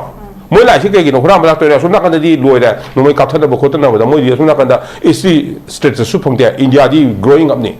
को सोना कन लाखदि नुवाइरा मोइदि नुवाइ मोहन लाख ताबनेबा अदुने नेम लाइसे अदुना अखोइ मयामना लोन ज्ञान तामिनब दरकार लेब मैतै सु ज्ञान ताब दरकार लै पंगन सु अदगी मुस्लिम कइबा नगा सु और कइबा कइ हाइतारे कुकी सु लोन दरकार लेब हाने दे पर खोइदे कोन Indian ngaktan ko ijina ngaktan ni akona lapudune na haisi ko loin okay sir thank you so much हुजिक अखोई सेंसस से तौसन की तारगदी लोइनमक लेरिबा मी सिंग सिकी लोइमे काउंट तौबदुने दुगा सिटीजनशिप द वेरीफाई तौबा आइडेंटिफाई तौबसने एनआरसी की से लाक्तुने दुगा अनिमक से अखोई इन केस ऑफ मणिपुर हाइतारे ओजाना सु थंबीदे दुगा गवर्नमेंट की विल दो लेतारगदी एडवाइजेबल जनरली एडवाइजेबल ओइबो ओइदबा हाइबे तुमसु अखोई नकनम दगदं की फसाई तौरकांदा इन केस ऑफ मणिपुर हुजिक गवर्नमेंट की स्ट्रांग डिटरमिनेशन एन विल दो लेतारगदी खोदि कंबाइन एक्सरसाइज होने दुगा तुम तौबा यानी याम चावबु सुना तिगेंग मतम द साइज हाइबे को फम सु थंबीरे आई अनि सुबगी से ओजारे सोदम लाक्चे ओजा हुजिक से अखोई की बीजेपी की अखोई गसी के से ओजा सानन से थंबीबने अखोई बीजेपी की से अमा अखोई कनो अमा पैनलिस्ट में याउन बकन हाइजबने दु अनफॉर्चुनेटली मदुगी कनो दमा तंजादम लेखिदे हाइतारे अदो सेंसस से मोय बीजेपी की दगी अखोई थमक से कोई एना कनो से नेशनल पॉपुलेशन रजिस्टर से दम एमपीसीसी रिपोर्ट अमखक लेरि सिसे हाना तौदबा यादबनीदना सेना तौथोकांदा एनआरसी से तौबा तादुइंदना अदुना सेंसस से तौरकान सि तौबा हाइबस दम कोई पीबे इंगित सि माले ओजा अखोई सेंसस हाना अखोई तौदबा यादबगी मवोंग से अखोई गसागी एना कनोगी मागी सि सेंसस से तौथो मतुंगदा सिगी एक्सटेंड से नत्रगा मेसिगी साइज से एना एनपीआर अमा सेमकांदा सिदगी अमोक अदुगी एनपीआर दुदगी सिटीजन ओइबा अमसुंग सिटीजन ओइदे हाइबदु एनआरसी की खुंथांगदा खंदोकनबगी अदुगी प्रोसेस द लाकबगी वफम माले कोई गवर्नमेंट साइड एक्स थंबसे हाइदारे अदु सी मतंग एनआरसी आसाम गिदसु पनबी जोजाना केमते यावगिदि मोगी ददि केम तौदबी याकी हाय अना अखोगी मणिपुर की मतंग लाक मतन मसी क्यामक मरु ओइबनो यावददि यादबी फम दो लेब्रा सी क्याम प्रॉब्लम मोइनि कमाइन थंबिनि होजा याम नुंगाई डिस्कशन जी होजिक लईबा कंफ्यूजन से एनपीआर सेंसस तौर एनपीआर से सेंसस की रिकॉर्ड की लोकथोकने से कदा यावगेब अमना सेंसस याबसिना सेंसस एक्ट 1948 अदुगा विथ अमेंडमेंट मागी रूल्स 1990 ओरंगने खाली अदुगा एनपीआर हाइबसिना सिटीजनशिप अमेंडमेंट सिटीजनशिप एक्ट 1955 द रूल्स 2003 दगिने पूरा सेपरेट केनो ngaktane अनि से इंटिटी अममने तो हाइबा अदु अनि से करीगी पुंजली एनपीआर की मतंग लोकथोरपद पुंजन गया कांदा इंडिया गवर्नमेंट ना मागी एडमिनिस्ट्रेटिव कन्वीनियंस की दमकता चलिंगै द पैसा अनेक तिंदुई सरकुती कोई पुन्न चलगा सेंसस की लौबुदुदा एनपीआर की तो खाइबे रजिस्टर ने मयामना खलिना खनबे योरबे खलमदब यावे एंगोन खंगुजु याम लेगरे लेरिबा सेंसस की रजिस्टर सिदगी एनपीआर से छिंगदोकदु विनिंगेबा अमना इन खंगुदा कलम ट्राइन थोय लेंगनी अमना त्रांगा लेंगनी अनि से तोखाई पोट ममनेबा अदुना एनपीआर हाइबसे मयामना लिगेसी डाटा हरकांदा अइना लांदुइरदि खंगद्रे हाइ सेंसस से बराबर पक लेरेबा लिगेसी डाटा इद सेंसस योगदसु यायबा व्हाट इज लिगेसी डाटा हाइबा पोट अमा लानेबको लिगेसी डाटा जे येंगसु या बंगिसु येंगे लिगेसी डाटा दा असम की सेंसस योगी ꯑꯩꯈꯣꯏꯒꯤꯗ ꯁꯦꯟꯁꯁ ꯌꯥꯎꯗ꯭ꯔꯁꯨ ꯌꯥꯏꯑꯕ ꯑꯩꯈꯣꯏꯗ 1957ꯗ ꯇꯦꯔꯤꯇꯣꯔꯤꯌꯦꯜ ꯀꯥꯎꯟꯁꯤꯜꯒꯤ ꯏꯂꯦꯛꯁꯟ ꯇꯧꯕ ꯏꯂꯦꯛꯇꯣꯔꯦꯜ ꯔꯣꯜꯗꯒꯤ ꯂꯧꯔꯁꯨ ꯌꯥꯏ ꯁꯦꯟꯁꯁꯇꯨꯒꯤ 1951ꯗꯨ ꯌꯥꯎꯍꯟꯒꯦꯁꯨ ꯌꯥꯏ ꯅꯠꯇ꯭ꯔꯒ ꯑꯩꯈꯣꯏꯒꯤ ꯇꯦꯅꯥꯟꯁ ꯈꯇꯤꯌꯥꯟꯒꯥꯏꯅ ꯇꯦꯅꯥꯟꯁꯀꯤ ꯄꯇꯥ ꯅꯠꯇꯕꯀꯣ ꯄꯇꯥꯅ ꯂꯦꯟ ꯑꯣꯅꯔꯒꯤꯅꯤ ꯇꯦꯅꯥꯟꯁ ꯈꯇꯤꯌꯥꯟ ꯍꯥꯏꯁꯤꯅ ꯂꯧ ꯎꯔꯤꯕ ꯃꯤꯗꯨ ꯀꯅꯥ ꯀꯅꯥꯅꯣ ꯃꯈꯣꯏꯒꯤ ꯔꯦꯀꯣꯔꯗꯇ ꯌꯦꯡꯉꯁꯨ ꯌꯥꯏ ꯂꯤꯒꯦꯁꯤ ꯗꯇꯥ ꯁꯦꯝꯕꯗ ꯁꯦꯟꯁꯁ ꯌꯥꯎꯗ ꯌꯥꯗꯦ ꯁꯤ ꯀꯗꯥꯏꯗ ꯌꯥꯎꯒꯦꯕ ꯀꯣ ꯑꯗꯨꯅ ꯍꯧꯖꯤꯛ ꯑꯩꯅ ꯊꯝꯖꯅꯤꯡꯉꯤꯗꯤ ꯃꯅꯤꯄꯨꯔꯗ ꯂꯩꯔꯤꯕ ꯐꯤꯕꯝꯁꯤꯗ ꯄ꯭ꯔꯖꯦꯟ ꯀꯟꯇꯦꯛꯁꯤꯗꯩꯗ ꯏꯟꯐꯤꯜꯇ꯭ꯔꯦꯇꯔ ꯃꯌꯥꯝ ꯑꯃ ꯏꯂꯤꯒꯦꯜ ꯃꯥꯏꯒ꯭ꯔꯦꯟ ꯃꯌꯥꯝ ꯑꯃ ꯂꯩꯔꯦꯅ ꯑꯩꯈꯣꯏꯅ ꯂꯧꯔꯝꯅꯤꯅ ꯃꯁꯤꯗ ꯑꯩꯈꯣꯏꯅ ꯁꯦꯟꯁꯁ ꯇꯧꯁꯟꯕ ꯃꯇꯝꯗ ꯃꯌꯥꯝꯅꯁꯨ ꯂꯣꯏ ꯌꯥꯎꯕꯤꯔꯤꯕ ꯃꯌꯥꯝ ꯄꯦꯅꯦꯂꯤꯁꯁꯤꯡꯅꯁꯨ ꯌꯥꯅꯔꯕ ꯉꯥꯛꯇꯅꯤ ꯃꯗꯨꯗꯤ ꯀꯔꯤꯅꯣ ꯍꯥꯏꯀꯥꯟꯗ ꯃꯁꯤꯗꯤ ꯁꯤꯇꯤꯖꯦꯟ ꯑꯃꯁꯨꯡ ꯅꯟ ꯁꯤꯇꯤꯖꯦꯟ ꯑꯅꯤꯃꯛ ꯌꯥꯎꯔꯛꯀꯗꯣꯏꯅꯤ ꯁꯦꯟꯁꯁꯇꯗꯤ ꯑꯗ ꯁꯤꯅ ꯑꯅꯤꯁꯦ ꯄꯨꯟꯅ ꯇꯧꯕꯁꯤ ꯀꯔꯤꯅꯣ ꯑꯩ ꯀꯟꯐ꯭ꯌꯨꯖꯟ ꯆꯠꯂꯦꯕ ꯄꯨꯟꯅ ꯉꯁꯥꯏꯒꯤ ꯂꯩꯔꯤꯕ ꯑꯩꯈꯣꯏꯒꯤ ꯅꯦꯁꯅꯦꯜ ꯄꯣꯄꯨꯂꯦꯁꯟ ꯔꯦꯖꯤꯁꯇꯥꯔ ꯑꯗꯨꯒ NRC ꯑꯃꯁꯨꯡ ꯂꯩꯔꯤꯕ ꯄꯣꯠꯁꯤꯡꯁꯦ ꯁꯤꯗꯩꯗ NRC ꯁꯤꯒ ꯁꯦꯟꯁꯁꯀ ꯄꯨꯟꯅ ꯇꯧꯕ ꯍꯥꯏꯁꯦ ꯀꯟꯐ꯭ꯌꯨꯖꯟ ꯆꯠꯄ ꯑꯃ ꯂꯩꯔꯤꯑꯕ ꯃꯔꯝꯗꯤ ꯑꯅꯤꯁꯦ ꯇꯣꯈꯥꯏ ꯇꯣꯈꯥꯏꯕ ꯄ꯭ꯔꯣꯁꯦꯁ ꯑꯃꯃꯝꯅꯦꯕ ꯆꯠꯄ ꯑꯩ ꯑꯃꯨꯛꯀ ꯍꯟꯖꯔꯦꯀꯣ ꯑꯦꯗꯃꯤꯅꯤꯁꯇ꯭ꯔꯦꯇꯤቭ ꯀꯟꯚꯤꯅꯤꯌꯦꯟꯁꯀꯤ ꯆꯠꯄꯗꯨꯗ ꯆꯠꯂꯤꯉꯩꯗ ꯅꯪ ꯑꯗꯨꯁꯨ ꯄꯣꯔꯛꯑꯣ ꯑꯗꯨꯁꯨ ꯁꯤꯟꯗꯣꯔꯛꯑꯣ ꯑꯗꯨꯁꯨ ꯁꯤꯟꯗꯣꯔꯛꯑꯣ ꯃꯔꯝꯗꯤ ꯇꯣꯈꯥꯏ ꯇꯣꯈꯥꯏꯕ ꯑꯦꯛ ꯑꯃꯁꯨꯡ ꯇꯣꯈꯥꯏ ꯇꯣꯈꯥꯏꯕ ꯔꯨꯜꯒꯤ ꯃꯈꯥꯗ ꯇꯧꯕꯅꯦꯕ ꯔꯨꯜ ꯑꯃꯒꯤ ꯃꯈꯥꯗ ꯑꯦꯛꯒꯤ ꯃꯈꯥꯗ ꯇꯧꯔꯒꯗꯤ ꯍꯥꯏꯔꯤꯕ ꯄꯣꯠꯁꯤ ꯌꯥꯏꯑꯕ ꯑꯗꯨꯗ ꯁꯦꯟꯁꯁꯅ ꯍꯥꯟꯅ ꯇꯧꯈ꯭ꯔꯒ ꯀꯔꯤ ꯀꯥꯏꯒꯦ ꯍꯥꯏꯕ ꯃꯇꯝꯗ ꯁꯦꯟꯁꯁꯇ ꯉꯁꯥꯏꯒꯤ ꯁꯤꯇꯤꯖꯦꯟ ꯑꯃꯁꯨꯡ ꯅꯟ ꯁꯤꯇꯤꯖꯦꯟ ꯑꯅꯤꯃꯛ ꯌꯥꯎꯈ꯭ꯔꯅꯦꯕꯀꯣ ꯌꯥꯎꯈ꯭ꯔꯀꯥꯟꯗꯗꯤ ꯍꯌꯦꯡ ꯃꯗꯨꯒꯤ ꯄꯣꯠꯇꯨ ꯑꯣꯏꯔꯀꯥꯟꯗ ꯃꯈꯣꯏꯅ ꯍꯣꯔꯦꯟ ꯑꯩꯈꯣꯏꯒꯤ ꯂꯩꯔꯤꯕ NRCꯁꯤ ꯁꯦꯝꯃꯛꯄ ꯃꯇꯝꯗ ꯁꯦꯟꯁꯁ ꯌꯥꯎꯗꯅ ꯁꯦꯝꯃꯐꯥꯎ ꯌꯥꯏ ꯑꯩꯒꯤ ꯐꯥꯏꯟꯗꯤꯡꯁꯇꯗꯤꯀꯣ ꯁꯦꯟꯁꯁꯁꯤ ꯑꯩꯈꯣꯏꯅ ꯌꯥꯝ ꯗꯔꯀꯥꯔ ꯂꯩꯕ ꯑꯃꯅꯤ ꯍꯥꯏꯗꯅ 1951 ꯁꯦꯟꯁꯁꯀꯁꯦ ꯌꯥꯎꯕꯒꯤ ꯋꯥꯅꯤ ꯑꯁꯥꯝꯗ ꯌꯥꯎꯗ꯭ꯔꯁꯨ ꯌꯥꯏꯑꯕ ꯂꯤꯒꯦꯁꯤ ꯗꯇꯥ ꯍꯥꯏꯁꯦ ꯂꯤꯒꯦꯁꯤ ꯗꯇꯥ ꯑꯗꯨꯅꯅꯦ ꯑꯁꯥꯝꯒꯤ ꯁꯦꯟꯁꯁꯇ ꯉꯁꯥꯏꯒꯤ ꯅꯦꯁꯅꯦꯜ ꯄꯣꯄꯨꯂꯦꯁꯟ ꯔꯦꯖꯤꯁꯇꯥꯔꯗꯤ 2010ꯗ ꯍꯧꯗꯣꯛꯄ ꯈꯛꯇꯅꯦꯕ ꯑꯁꯥꯝꯒꯤ ꯁꯦꯟꯁꯁ ꯇꯧꯕ ꯃꯇꯝꯗ ꯅꯦꯁꯅꯦꯜ ꯄꯣꯄꯨꯂꯦꯁꯟ ꯔꯦꯖꯤꯁꯇꯥꯔ ꯂꯩꯔꯕ꯭ꯔꯥꯕ ꯂꯩꯇ꯭ꯔꯗꯤ ꯀꯃꯥꯏꯅ ꯇꯧ ꯀꯗꯥꯏꯗ ꯂꯧꯔ ꯁꯦꯝꯃꯤꯅꯣꯕ ꯑꯗꯨꯅ ꯑꯩꯅ ꯊꯝꯖꯅꯤꯡꯉꯤ ꯄꯣꯠꯇꯤ ꯍꯧꯖꯤꯛꯀꯤ ꯂꯩꯔꯤꯕ ꯀꯟꯇꯦꯛꯁꯤꯗꯩꯗ ꯇꯥꯏꯃꯤꯡꯁꯤꯗꯩꯗ ꯑꯩꯈꯣꯏꯒꯤ ꯁꯦꯟꯁꯁꯁꯦ ꯇꯧꯁꯟꯈꯤ ꯇꯥꯔꯒꯗꯤ ꯃꯁꯤꯗ ꯁꯤꯇꯤꯖꯦꯟ ꯅꯟ ꯁꯤꯇꯤꯖꯦꯟ ꯑꯗꯣ ꯑꯃꯁꯨꯡ NPR ꯁꯦꯟꯁꯁꯇꯨꯒ ꯂꯣꯏꯅꯅ ꯆꯠꯂꯤꯕ NPRꯒꯤ ꯔꯦꯖꯤꯁꯇꯥꯔꯗꯣ ꯑꯗꯨꯁꯨ ꯃꯣꯏꯅ ꯌꯨꯖꯨꯑꯦꯜ ꯔꯦꯁꯤꯗꯦꯟꯠ ꯍꯥꯏꯌꯦꯕꯀꯣ ꯌꯨꯖꯨꯑꯦꯜ ꯔꯦꯁꯤꯗꯦꯟꯠꯇꯗꯤ ꯏꯆꯝ ꯆꯝꯅ ꯂꯩꯕ ꯊꯥ 3ꯄꯨ ꯍꯦꯟꯅ ꯂꯩꯔꯗꯤ ꯌꯥꯕꯒana ꯍꯥꯏꯔꯤꯕ ꯃꯌꯥꯝꯁꯤ ꯑꯗꯨꯅ ꯅꯦꯁꯅꯦꯜ ꯄꯣꯄꯨꯂꯦꯁꯟ ꯔꯦꯖꯤꯁꯇꯥꯔꯒꯤ ꯂꯩꯖꯔꯦ ꯑꯗꯨꯅ ꯇꯣꯈꯥꯏꯕ ꯏꯁꯨ ꯃꯣꯏꯅ ꯊꯝꯃꯁꯤ ꯁꯦꯟꯁꯁꯀꯤ ꯂꯥꯛꯀꯥꯟꯗ ꯌꯥꯎꯈ꯭ꯔꯒꯗꯤ ꯋꯥꯟꯁ ꯁꯦꯟꯁꯁꯇ ꯌꯥꯎꯈ꯭ꯔꯦ ꯍꯥꯏꯗꯅ ꯃꯥꯅ ꯍꯌꯦꯡ ꯂꯤꯒꯦꯜ ꯀꯝꯄ꯭ꯂꯤꯀꯦꯁꯤ ꯃꯌꯥꯝ ꯑꯃ ꯑꯩꯈꯣꯏꯗꯤ ꯁꯦꯟꯁꯁꯇ ꯌꯥꯎꯈꯤꯕꯅꯤ ꯑꯗꯨꯅꯤ ꯁꯦꯟꯁꯁꯀꯤꯗꯤ ꯀꯌꯥꯝ ꯗꯦꯟꯖꯔꯁ ꯑꯣꯏꯔꯒ ꯈꯨꯗꯣꯡꯊꯤꯅꯤꯡꯉꯥꯏ ꯑꯣꯏꯔꯒꯦ ꯍꯥꯏ ꯀꯥꯟꯗ ꯍꯧꯖꯤꯛꯁꯤ ꯁꯦꯜꯐ ꯏꯅꯨꯃꯔꯦꯁꯟ ꯇꯧ ꯌꯥꯔꯦꯕ ꯍꯟꯗꯛꯀꯤ ꯑꯦꯃꯦꯟꯃꯦꯟꯗ ꯁꯦꯜꯐ ꯏꯅꯨꯃꯔꯦꯁꯟ ꯍꯥꯏꯁꯤ ꯃꯌꯥꯝꯅ ꯈꯪꯕꯤꯔꯝꯃꯅꯤ ꯑꯩꯅ ꯑꯗꯨꯁꯨ ꯑꯣꯟꯂꯥꯏꯟꯗ ꯑꯩꯁꯦ ꯍꯥꯞꯄꯤꯌꯨ ꯑꯩ ꯃꯤꯡ ꯁꯤꯅꯦꯅ ꯐꯣꯝ ꯑꯃ ꯃꯦꯟꯁꯤꯜꯂꯒ ꯉꯁꯥꯏꯒꯤ ꯆꯠꯂꯤꯕ इनुमरेटरꯗꯣ मागी मोबाइल नंबर दु पीरनी माई मोबाइल नंबर सिदा अइना ऑनलाइन दबो यासलगदौरियब एनी अदुदी एनी बॉडी मपानी चंगपसु खोलपसु लोय रेकॉर्ड तौदुरियब को वंस रेकॉर्ड टू द लेगरगदी हयेंग लीगल कंप्लीट मदुमंगने हेक्ता यावरगा NRC दे हेक्ता लाद्रैदि नत्ते NRC गिदि याम सांगब लेंथी प्रोसेस अमनी यामना मागी तोखाइबा केनो मयाम अम लेगरेको अदुगसु मदुसु लीगल कॉम्प्लिकेसी मयाम अम थोलपु याय सेंसस के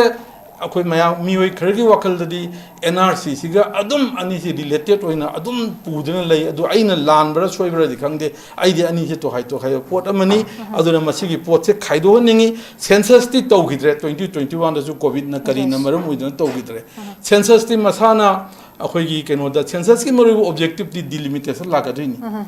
प्रमाणिक हाइजरिसे मरुइना सेंसस की दी माइ दी डिलिमिटेशन जे मरु पांदम जिंग मनुदा डिलिमिटेशन जे मोर कदुइनेबा अदु बदि सेंसस तोबुद करी काई सेंसस न डिलिमिटेशन लागता गदि काई रोइद्रे यंबियो बुजी हाना ngसाइगी NRC सि सेमदोगा सिटीजन कनानो जो मसक खंगदो कांददि अखोइनसु यारोय मोय सिटीजन नते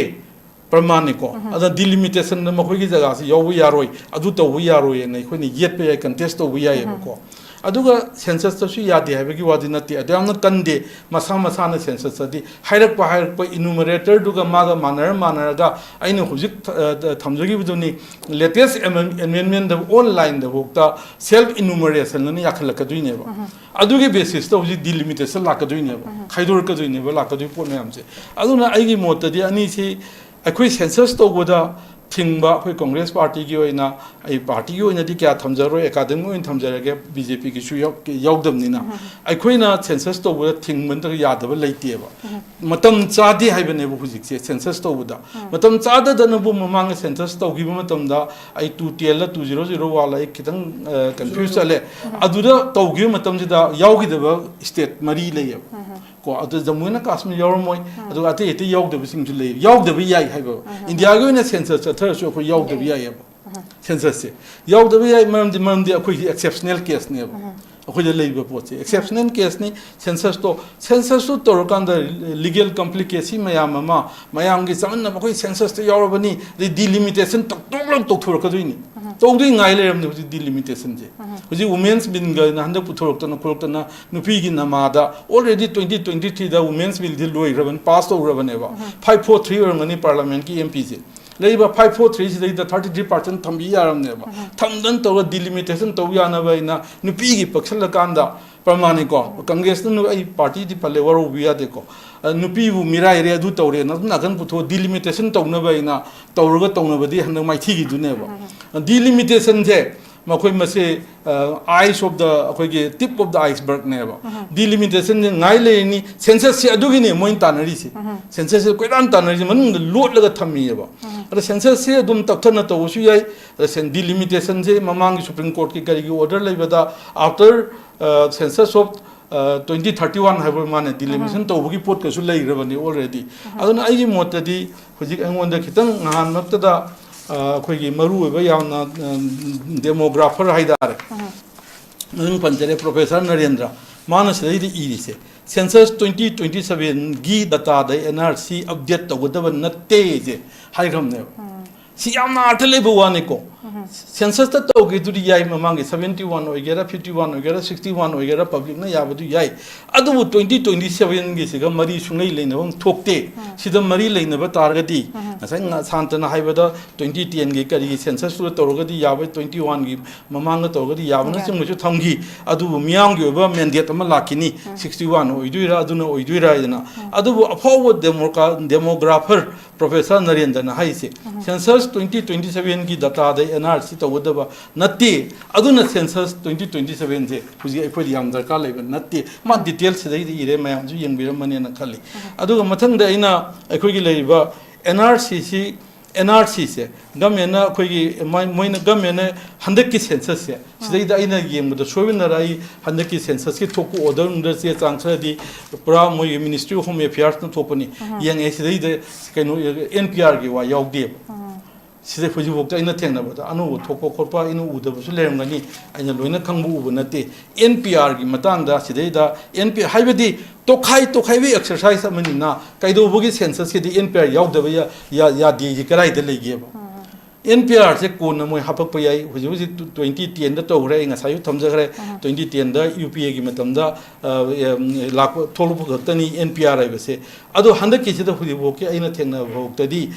एनपीआर यावदी सि मरम जे सेंसस दी एनपीआर बराबर पक्कदब ने लेति हाइबसु ओरम बियाय अते की टेक्निकल ग्राउंड अते मरम मयामसु ओरम बियाय ना एडवाइना थमजनिंगे अदो नानी सुबर राउंड से एडवाइना थमजरगा आई खितंग अम टेंशन जगे ओके जा ओके कोई ओजागी हुजिकी एनपीआरसी इज इट अ कंपल्शन हाइबे साइ मतंग क्लैरिफिकेशन अमा कोई ओजानसु थंबिख्रे दुगा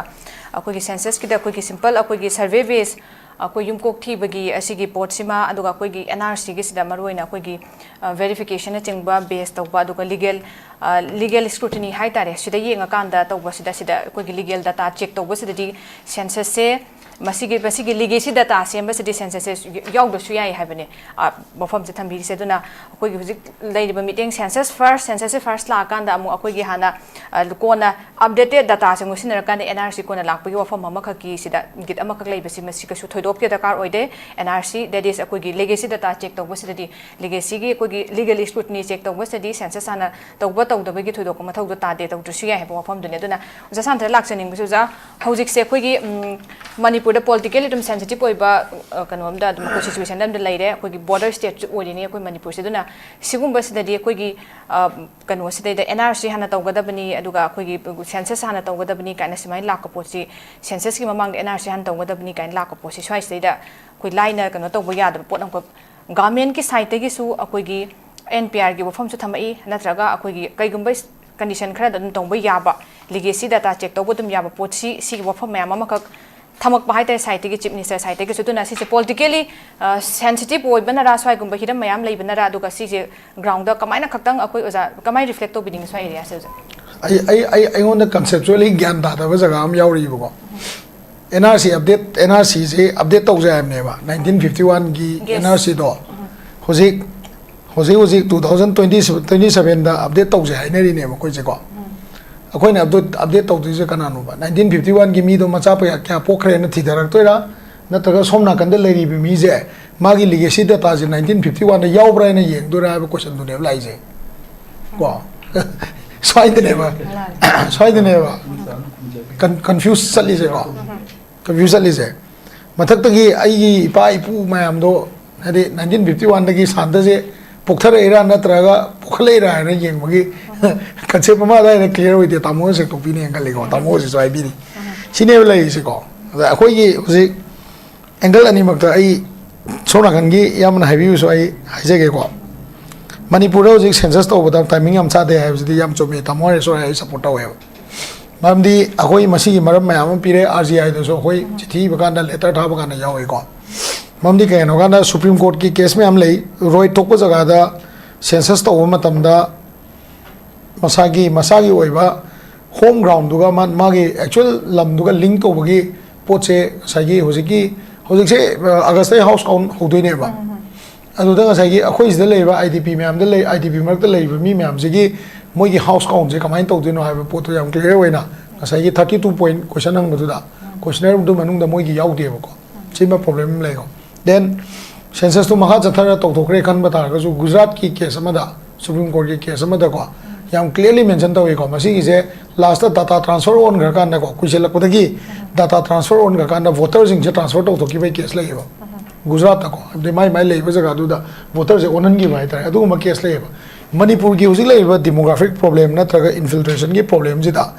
1950 schedule type order je 3 times ko amend to ra kan ji da AKT any cookie tribes in a way am challenging what is it? Kogi Maumaram Pul Pomata, Madi Tamona Happy Batenopal Chandel, what is it? City Tamores or Congress Party Unati, all political party, Matamdugi Okrami Bovi Paling, Amadi Ipsa case in a case Toraga, Masi Poche, RGI, the Toraka and give lay was subdivision Mapan Nipan Mapanzeco. Aduna 2001 Gimatung the labor, me am say, Masik Manipur, original citizen Yam clear over population get data not have.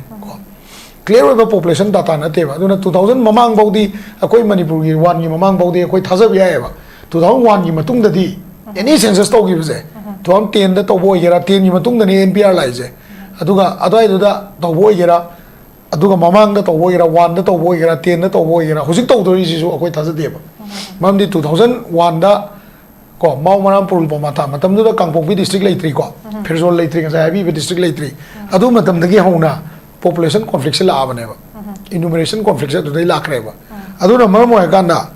akoi gi ngasai gi legacy data je phakpa matam da natraga thigat pa matam da kalai wai da gi thigalak toi no hai ba poto karam ba date gi hodoi no hai poto ne ba population je kai date gi hodoi no hai poto ma de khangmina ba dakar oi da bra hai ba question ji ne ba lai se ko mathak dai thidak to na te am ne da hai je makha dai thigat to ne am ne ko adui formula duma gyam da da hai tare ko adum le re then logic se Lay Marxida, Adu Kaktasunatana, a quite idea muka main problems there. When Kuki the losing people and a talk at the Kangreco. Main problems there, where the district administration problems you am sound labor. Manipur government na Mamanga Pisharat no one normal in Kanmadago. Mana talk about it later Amada. District key new subdivision Gimanunda, new village formed or passing say. Machine say revenue department actually in a topra. Natraga talk to have the recheck to have a Yauriba. Similarly, Adagi Akoyi, lower court, Amadi, upper court, Sagi, cookie chieftainship rights, Labanina, Aduga Hill Area Committee, Amadi, ADC issue Labanina, Revenue Department Yodana, formed to give a village, Mayama Yawe has in Makoyamino, Chango. She is identified to Yanway. Aduzu 2001 Gimatungatane, 2001 Gimamang the Twin, no wonder 2001 Matung the Nevam Lerem Duseko. Similarly, then 2023 gi census ki exercise 2023 gi kano da report amada census se comment out dino ene irakpa ko ai kan bata gazette report amada ko maduda yam detail oina yawbane ko RGI gi nodal officer oi doriba commissioner of kano oi doise population gi census thibai oi doise mana district level gi document me am se mana kauraganda master directory duga matching tongno oina yawbane ai phone ma je mut kre gazette to page gazette to karamano volume kya no yeng hai ba yabane ko adu poto yaweba aduna 2001 dagi laiba census sing je whether they have matched it properly or not se question ne ba aduna legacy data je thirak pama tamna kadai wai de thi doino hai je khoi ji yama chobo question am lai ba the NRC basically update to hai ta ding asi 2027 ni na two NRC ne ba lai tu je amana 1951 gi le ni adu the legacy data link to kanda 2027 da new NRC booklet am phang doi ne ba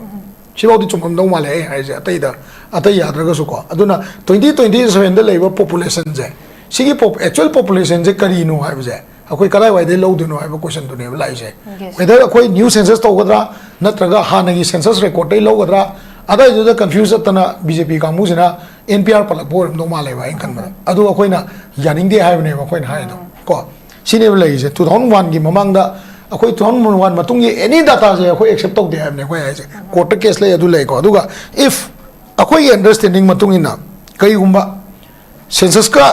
siga kenoga akoi gi NRC ga punna chatmina ge hairaga de maram di kai no di kadai de no ma population je link up to kai de ngasi gi date ira ngarang gi date ira 2001 de ira 2010 de ira 1999 de kai de no ma di population ji thiga pa ho do ne maning de ti do ne ba yeng check to ho do ne ba ko adon no maram wa ga na kai gumba 2027 gi hojik lai ba population ji de gi thigat pa tar ga di maning an na thigala ga 1951 gi dagi horaga ai gi legacy data leibra leitabra yeng ba tar ga di RGI na NRC 1951 je ko update to matamda census 2027 gapunna natraga tongana mai mamang da update to gadam tawni haibagi Gazette of India da notification ma towan gadam neba assurance ma da ka waiba Gazette of India da Manipur government na chithi igera court kera toga Gazette of India dagi whether the census will be the NRC will be updated before the census with the census or after the census to ma thon mam changeba ko si thok ta ta di akoi NRC se tawroi ha se confirm oi doine moi namfu the census to doine ba simile ko adoi ta di akoi delimitation exercise la ne ba simile ko then secondly masi to ma tam da RGI na state commissioner of NRC updation aduga some officer khara appoint to rane ko aduga NRC ayu ja hijai duma 1951 2007 ji ani je 2007 da leiba population data aduga 1951 ji ga legacy data ma match to na doine ba adu marak tu dane ba koi foreigner ne adu ne adani tholak to ise ko then adu matung da final population data 2027 je masi withheld tham doine ba NRC process loi dri ba withheld tham doine ba ko withheld tham ga NRC process loi dri ba tham gani adu ga NRC process loi dri ba tham bai se kalai ba tham inoi kanda deportation or resettlement ko original population lai du di lai jara me India gi tribunal ka kana ma gi tokjara ni ko foreigner phangwajing du di ko either complete deportation loiba natraga resettlement loidribao ko akoi gi NRC updation je withheld tham gadam ne have ne ba ko ai je si pot ne lai je adu hoji ki oina akoi de yamna concern oiba jaga hai ba tar gadi new district formation to gi ba frezol ke ka lai je government of India na su hoji ti mana hoji ta ne yam thenge mana border fencing ke ka to rei je akoi United Committee Manipur na su fencing je akoi yaning da ba jaga mayam mi yawi akoi ni yaning da ba jaga do na kai no ai ka na akoi lamma nge ai be ni adubu infiltration gi issue se la kan di akoina 2027 gi census moina move to reba potse at any cost koi NRC update yaudana ko legacy data 1951 yaudana tawon ba yaba condition oi de ya ma no si habi bu chumme ba akoi uji thoi ba lan litan ga tori me am se house count to buda ngasai gi party ani mak se separate administration natraga council gi demand ma moi manung da phum ga chali bne ba aduna maram mo ka na population count to kanda akoi population je si dai soi ba le si map ma yek na ba honar ko dai thok la ne lawi hai tare ai na su ko ai site te so sine ai na thamning se ko aduna akoi yi oina ai nga sai so haije ba ko akoi yi oina concern ya moi ri se 1950 schedule tribe order se ani ra ahum rak amend to ga any kuki tribe se amu lok thok pa amu hapsan ba lok thok pa hapsan ba to ni na handak ki se caste census su yawe ba hana caste census se to de yeneri ko adu mioi kana ai subject di ai subject to correction subject di hai bangam dre ai gi oina di electronic caste census to se han bo do male ba aduna AKT hai ba any kuki tribe hai ba point se akoi yam ti concern oi ba ꯑꯗꯨꯒꯨꯝꯕ census ꯇꯧꯕ ꯃꯇꯝꯗ ꯌꯥꯝ concern ꯑꯣꯏꯕ ꯖꯒꯥ ꯑꯣꯏꯌꯦꯕ ꯃꯔꯝꯗꯤ AKT ꯇ꯭ꯔꯥꯏꯕꯁꯤꯒꯤ ꯃꯅꯨꯡꯗ ꯀꯔꯝꯕ ꯁꯔꯅꯦꯝ ꯀꯔꯝꯕ ꯀ꯭ꯂꯥꯟ ꯀꯔꯝꯕ ꯀꯩꯅꯣ ꯃꯃꯤꯡꯁꯤꯡ ꯌꯥꯎꯒꯦ ꯍꯥꯏꯕꯁꯦ ꯑꯩꯈꯣꯏ ꯈꯪꯗꯦꯕ ꯑꯗꯨꯅ AKT ꯇ꯭ꯔꯥꯏꯕꯁꯤꯒꯤ ꯃꯅꯨꯡꯗ ꯀꯩꯒꯨꯝꯕ ꯂꯤꯒꯦꯁꯤ ꯗꯦꯇꯥ 1951ꯗ ꯂꯤꯡ ꯇꯧꯗ꯭ꯔꯕ ꯀꯣ kano NRC the link to bida census to kita di AKT sigi manungda numerous number of new inhabitants will be recorded aduna maram oikanda akoi gidi government will laseragadi either they come up with the census without the census ko or after the census or so gazette to butho adi akoi di government of India gi gazette to thon mangam ta di ko accept to ya so ni so mai tam sagi okay sir अखोगी 1951 की 1951 जी सिनरकांदा अखोगी हुजिक हुजिक ओइरेबा issue सि ma'am लेरिबा अखोगी कट ऑफ हियर हाई तारे से लीगली एदुका प्रैक्टिकली वायबल ओइदुरा हाइबे क्वेश्चन सिसु असोगुमा थिगत पेमतांग से मैम लाई एदुका देयर आर सम कंडीशन अखोगी लीगेसी डाटा से अखोगी काइदे थितन हाइबे सी ऑब्वियसली लाइरे सिगे असोगो क्वेश्चन हम सो दु तारागदी लीगेसी डाटा थियो मतमदा सेंसस याउदगदी यादबगी रुमम जो थोलकपगी अखोय ओजा कनो से पनबीरे कनो कादा आई ओजा कनो दम लाक्चगी ओजा हुजिक से असिगी लाइदिबा पोस्ट दैदा हुजिक हुजिक सिगी कन्ना लाइदिबा इशू सिंग हाइ तारे सिगी मरक दैदा अखोगी NRC Manipur dagi maruina akoigi laukthoknaba foreigner gi di akoigi state ki dasu akoigi state ki population kanu gi dasu akoigi state ki dasu sigi kanu silai jabagi magi authority si laibagi post laigre foreigners in khandokpagi de koi recently adagi akoigi MP bimol akoi jamna hangbo hang de pirakpa pakom dasu akoigi adagi home dagi haita du form dum su laigre ana hojik si NRC se tawga matamda NRC je akoigi sigi legal data si legacy data se koina check tawga matamda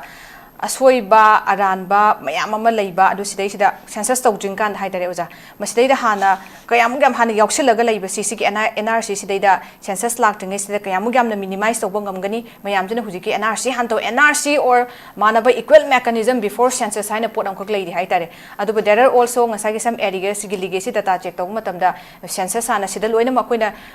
yaud mayam se koina clear oiba ngamuida be area khra so haitare sumai su highlight tawbi duna sidai da laikriba especially in case Manipur error sing aduga yam aran ba yaw ki basing hai tare sing basi purana sida exclude tawgi basing je NRC sida koina karmaina census tawdiga mang minimize ta honba ya adu taragadi mayam na pami base adum akoi da effective oiba potu oiduni sigi legacy data check sida adu kamain thambi ningi side deusa hojik world da hojiki class ta da man India da fauri se Manipur ni tana kwa pikhaba lewak sida ne fauri se aduna anything which is done in Manipur it should be special akoy da lay lenga se moida spunks to lay yes we have to do it high time they have to feel the punch NRC with census ani mok se tawba ya tawda ya de haibagi kano do adu moida spunks to lay tai ba lay ta na machin du khum da na tumina sum lay raga adu tawba da tawa de ga asundagi asunda kai hair kani akoy ne NRC taw matam da asunda kai ha kani ki lay ta de dum to tat le sidi si baat hai very simple case ni akoy Manipur da yam people lamamani ko NRC su tawgodamni adu census su tawgodamni adu NRC tawdana census tawba adu di amul loire adu da tawgodaba mai chala kadom yam do adu do the state government must understand that aduna aigi motadi it's a special case ay hajagi ko notice the Manipur sida kano tawra yam irang problem tawre khole notice ware khole haidanamna special case when na Mizoram the 300 BSF recruitment to only ST schedule type de weda 300 se khalle ba recruitment to 300 at Mizoram da adugi criteria di kai weda ba kai haidara ST weda ba same case Meghalaya su khalle criteria ST weda ba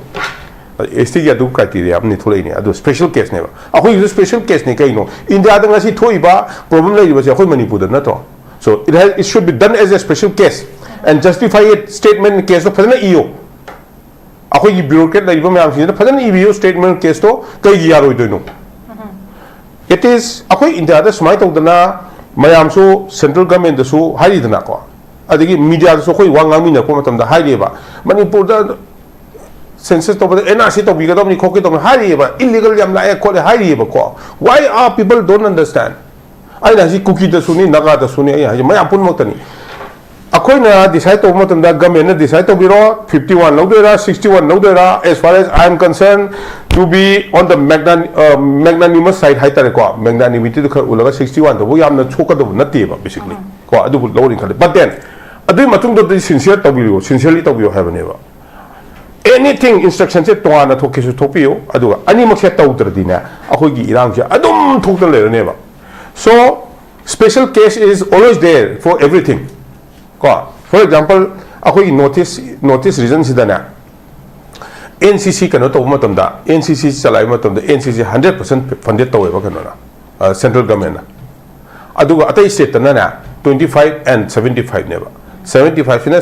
state na piba aduga center na 75 piba funding ni ko ya badi NCC organization ma all India gi organize to isi adubu akoi Manipur da dina NCC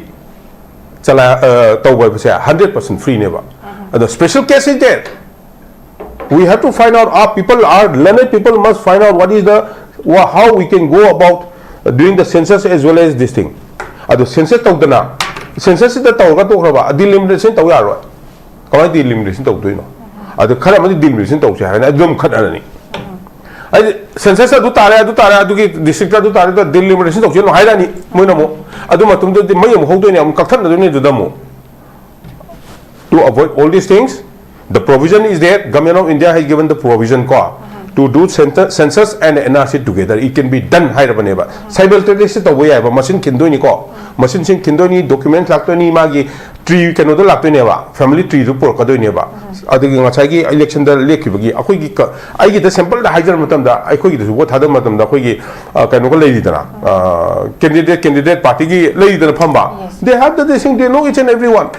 adu khang kadam ne do badan sincerely to da ka le sincerely to no gi pot se masi se akoi central government di state government di kum to thada da yad re ba adu ta di central da gi central government da gi si to matam da help lo da ka lei hai ba ta ka di they have to demand to ba ba ko si da ka lei si to matam da sir once and for all let's clean it up so that we don't have problems NRC sir na hai bi re kan to ne hai bi re to fencing chu to sai da fencing chu to bi ro thun to bi ro ya da sing do fencing to se ba ya da sing do adu kari ya di no wari sana bi ro what is the nefarious idea behind not allowing fencing ko adu hai bi ro yum saraga fencing to de to ya de ai kai no fencing to no hono bi ro to NRC and the census se ani si phajan to bi ro provision is there provision sin lay ba ta i ba kanu se ai phajan pa jare ba dum tan ani se to ya ba ani se machine kin do ni mi khujima nam do ni khubi nam do ne ba mi khujima aduga digital dissect to gi ne ba sina aduda khando ko da illegal ni khalak pasing do adudo refugee do ne ba adu refugee how to settle refugee have the rules la and the UN ki makha da Indian government ki makha da sul lai ba so Mizoram ni yam phajana follow to thami ko Mizoram da around 60,000 people say refugee ni lai se adu refugee la ta moina phajana register da hai badi sky da thamabani mangba ya pote computer chakre kan manga pote masi amathak thamgrabani ko adu sigi mi me am sing je moi refugee ne thamini refugee odi ka dora central government de mai bacha lore ai ha rule ki matungina UN ki matungina refugee se to look after the uses hai bisi de moina central government gi fund lore adu moi thapire ko adu refugee ki disposal se jo akoi sidadi moi Burma am de gi lapani ya kui ban ram de su yai oram su yai ko thaba ya su yai moi ji chani ngoi de ni adu census khakta tawroba adu tardi census tawgre haiba sida census si district asu ore si district asu re si adu mu delimitation da kan tal ka do no mayamna adu da ne ba sethana ka do je do adu gi potu dina ai khamba dana sathi ni khale to avoid this the only solution is NRC and census together adu hoji to ya da ba haiba si dina learned people should think it possible obi abra to ngodra ngomoidra India is a big country India has got a lot of population lot of dignitaries yes, we have to take care of these people. Manipur say, once and for all, clear to the Yade, have a do to you, Nakos, the Gikan, proposals of Patare, Aduga Adimi, justified to the central government gives everything. Similarly, I believe me, because I not demand to Hiba as a young captain, I demand to Hiba, Army Day Natava, central government, the demand to Hiba, Pire Tokiba. cycle ka rehab to giba matam aduma ada matam to giba khok giba class to ko pa aina psu yam i giba khok giba akhoi gi maitei mukta to 300 recruit to giba akhoi maitei se akhoi army changba yade ba yade di infantry changba yade ba to matam da 1994 gi wari ni ai haje ko 1994 95 gi wani aina i matam da i ga pura state of case tha gi aina tha matam da 300 se 300 kan su maitei se da akhoi gi army da recruit to giba modbung da for the first time ko aduna if justified India can do it Manipur is a very small place yamna pick pa khuru omani ladies sing che it can be done se hai jage okay sir apagi Manipur di special case ni du mathau ta di demand taksin ga dawni habne aduna masida sanction meda animak se animak tawbagi dusu apoi combine exercise to was advisable oi di so khang hai singa sai matang jo tanara kai to yai habdu oza gi di animak se tawtok pana phai ba wafum thame aduga sida amu Manipur gi di special case di dum kai ki to yai habe kan na apoi government of Manipur na su state government na su mathau ta de demand to ka taksin me pose adu mayam le adu animak se tawdab di yaroi na tari irang se hena mayam tholaka da blai kui de NRC aduga NRC update tawbagi si tara ibse anauba it's nothing new oidre hai tare loina makna khang ba phom makak si law dan lak pasi oide duna ngasai gi koina Assam gi NRC update to gosi su akoi gi legacy data 1951 NRC electoral roll da moi base to ki vai leide duga si gi dum process e lengthy oba adum complex ada some area khra da controversial oibe gi dum thok pasu dum leiri mayam ma aduna akoi gi da NRC se Manipur da akoi si gi se update to na gi process hai tare si tor ko tara ga di si da akoi gi 1951 last full baseline hai tare si gi 1951 si gi record si gi base to gadra nataga akoi gi sidai da akoi gumba akoi gi yamna wangba exclusive risks legadra data gi matang na so hai tare adugumba natre haira kan da koi gi hujik leidiba lainga irang so lemda administrative political sensitivity lemda complexity gumba legadra otherwise koi gi chief minister masan so panbiba adu confusion mayam leibasi matang da koi amutang koi gi discourse ma koi awareness ma pangthopui mathau ta ba su lei habe wafom se thambi hai tai duna ozare so dam lakchani bi jang sai ge koi gi legacy data khandopui matang se ada sai da sigumba zayet na se mayam leibne NRC se dak hena pai ba ya da report leiba jala du kamai na sai da clarification da tham ai silakting da ai direct question makte na te just khangning bagini ko khoi colonel sahib to ke umta hangjage ngasi wokta khoi da ngasai highway gi bada central government ta union government da khoi na thamoi seng na haira phajana haira ga di adum tabi ni haiba ma aina lan tabra moina su tawbira kani khanabira kani haiba ma adum mom hai ai haje aw ado ngasi wokta buffer zone ji loktho na khoi na haire si angak ko phamna chai om ja haira la e ko sida natana atai atai free movement jahan view adu to view hai na cheng base sidige na hai ngai leitre thamoi songni ngai kapni ngai sideng leitre huji ina kara kun bi mung sing de khamam da bi ai praman ko la leiriba praja sing gi gas makta long matam do huji kai do ge da adu ko OTP tharo adu tharo on tor gas thong da ba mayam mu huji le anyway sina leba ki samasya ne lorasi adu India government na chai um suraba akoi issue solution view safety army da keno da lebi bani ne hena khangwiram gani India se prithvi da mari suba military power ni ga so haine koi na net gi kai dei sum pang da sinna chai om surba irang huji toriba koi narco terrorist sing na chathai bidang se masi huji bo ka thing ngam da ba number 1 ai gi tain tham jan ningi se horen amtang adu clarify to wi ko enlighten to wi hai da ani suba da buffer zone ji loktho ga koi free movement ja han bi wa ba se ya han ngam da ba masi to ngam da ba sina chingba koi da legi ba hangan nanjan na sidhe na hangai te ma sama than mai thar si ba yaure a gi koi gi angang dim cha sing kai sing cycle tong ga la ko yaure protest makan je ai sidhen tong ngai lek rawang khale ai ba gi mathak ta si matang gi union government na koi je tabi da ba se si gi matang dim tang foreign keno la ko matam da sai nong dang sem dok pi ba tham ji ya si mai tham ji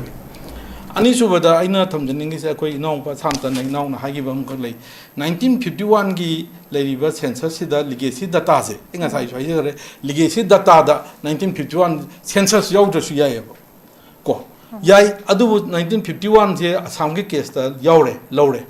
adu kamai to na moina adu boi di hangi question je 51 gi sino khuji kamai na census to punna to mina daga di khuji kamai update to duino haibe gi wafam mali en chorak ba mako haibe di khuji 2026 ni 27 ni lak tu che si matang da Assam da 1951 na legacy data census uraga 2019 da kamai lotion gi ge 2019 update kamain tori no update asina mayam na khali sina huji leba present keno se NRC gi CDID sum kaw pazaru bu thengna jabu ni waru binu ko aina soiba lan ba yauro gasu NRC gi matang da di atai gi update atai class ki kari gi record ki update tu ga khenai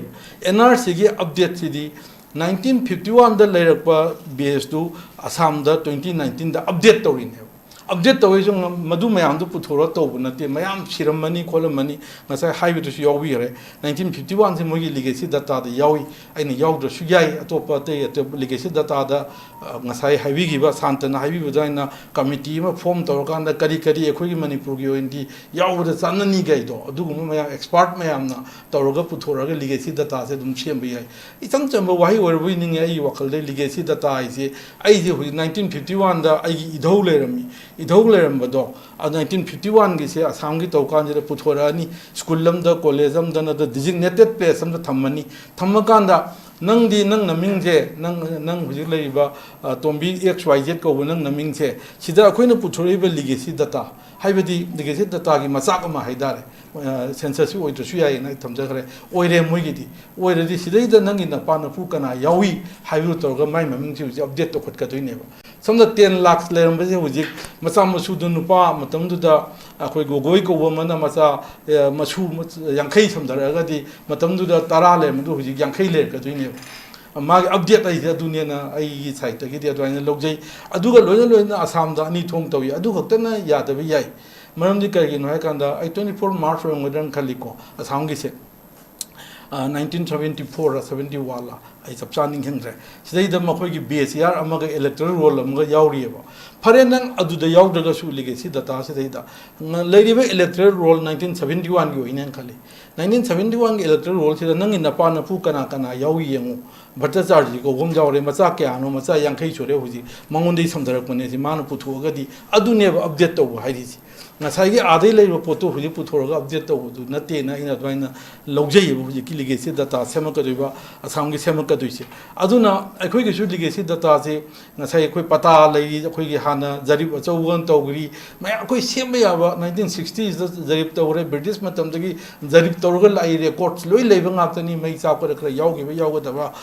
archives da am loi lermani akhoi gi legacy data da jama bandi hapayai khatiyan hapayai dakchita hapayai akhoi legacy data se makanda mojuda hariba electoral roll da su nang yaw dre census da su yaw dre adugi nang 1950 da leiba pata si da khatiyan si da nang tenan gi maming le nang napu na pa kana yaw ge du yen ka da huji update tor ka doine ba man legacy data update tor ka duise ai adugi site tu da adwaina tawraga ngasai gi du senduk chaningi aduga atopa ka hena kasu tawba ai wakhal da di huji leiba present context is da akhoi census to bose census to bose na lakadai je census ki mang da loli posidi delimitation ne ba simadi ai di sama thajai ai wakhal da hoi oram da yai manung da phumma moina kanna ka toksalai je delimitation to bogi pandam ji to gone na khali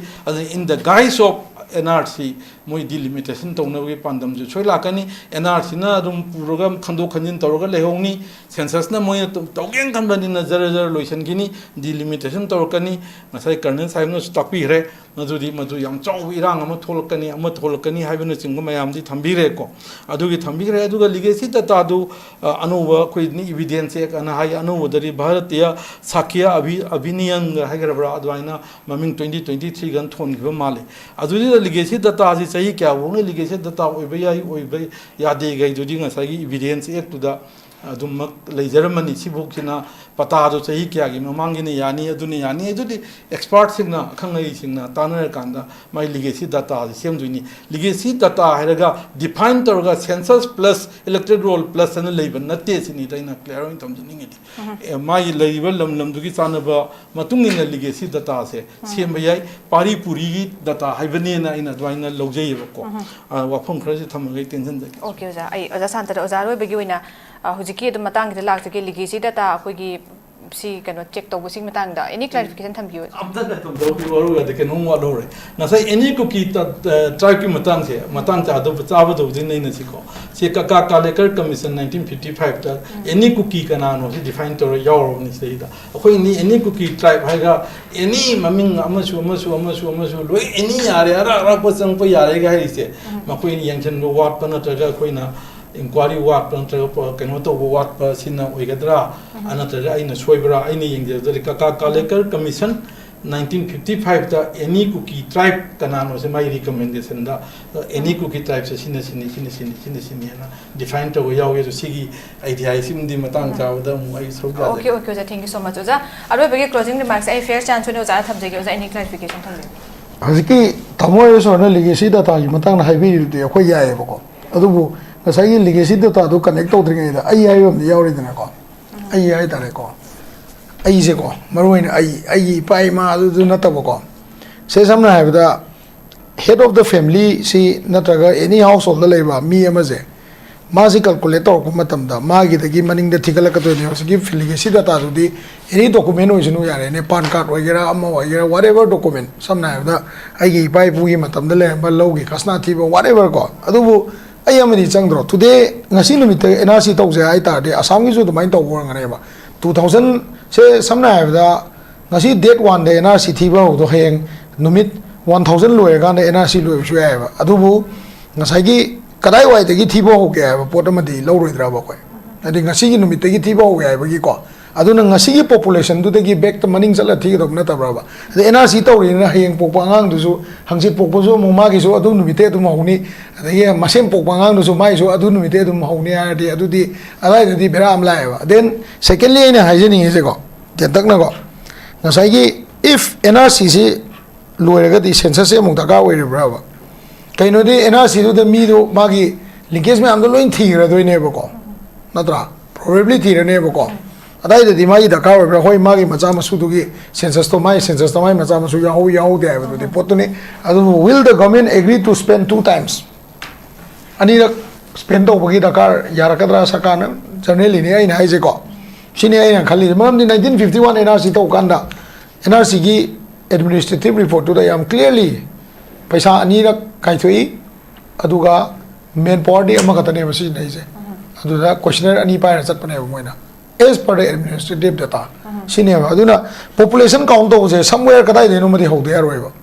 adugi population count to je ka kadai de no ma ho doi ne ba aduna akhoi argument je 2001 gi matung dagi population count to ba roi 2001 gi matung da leba issue me am jana clarify to go adui matung da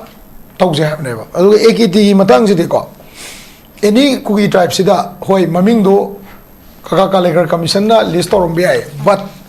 ko maximum of the Manipur leba tribe se ko masing en gali se AKT de atne ba maximum je on de ne ko hoi gi laiba ngasai gi count se yam clarity wai na hai ta hosi tamona ai bi dumaina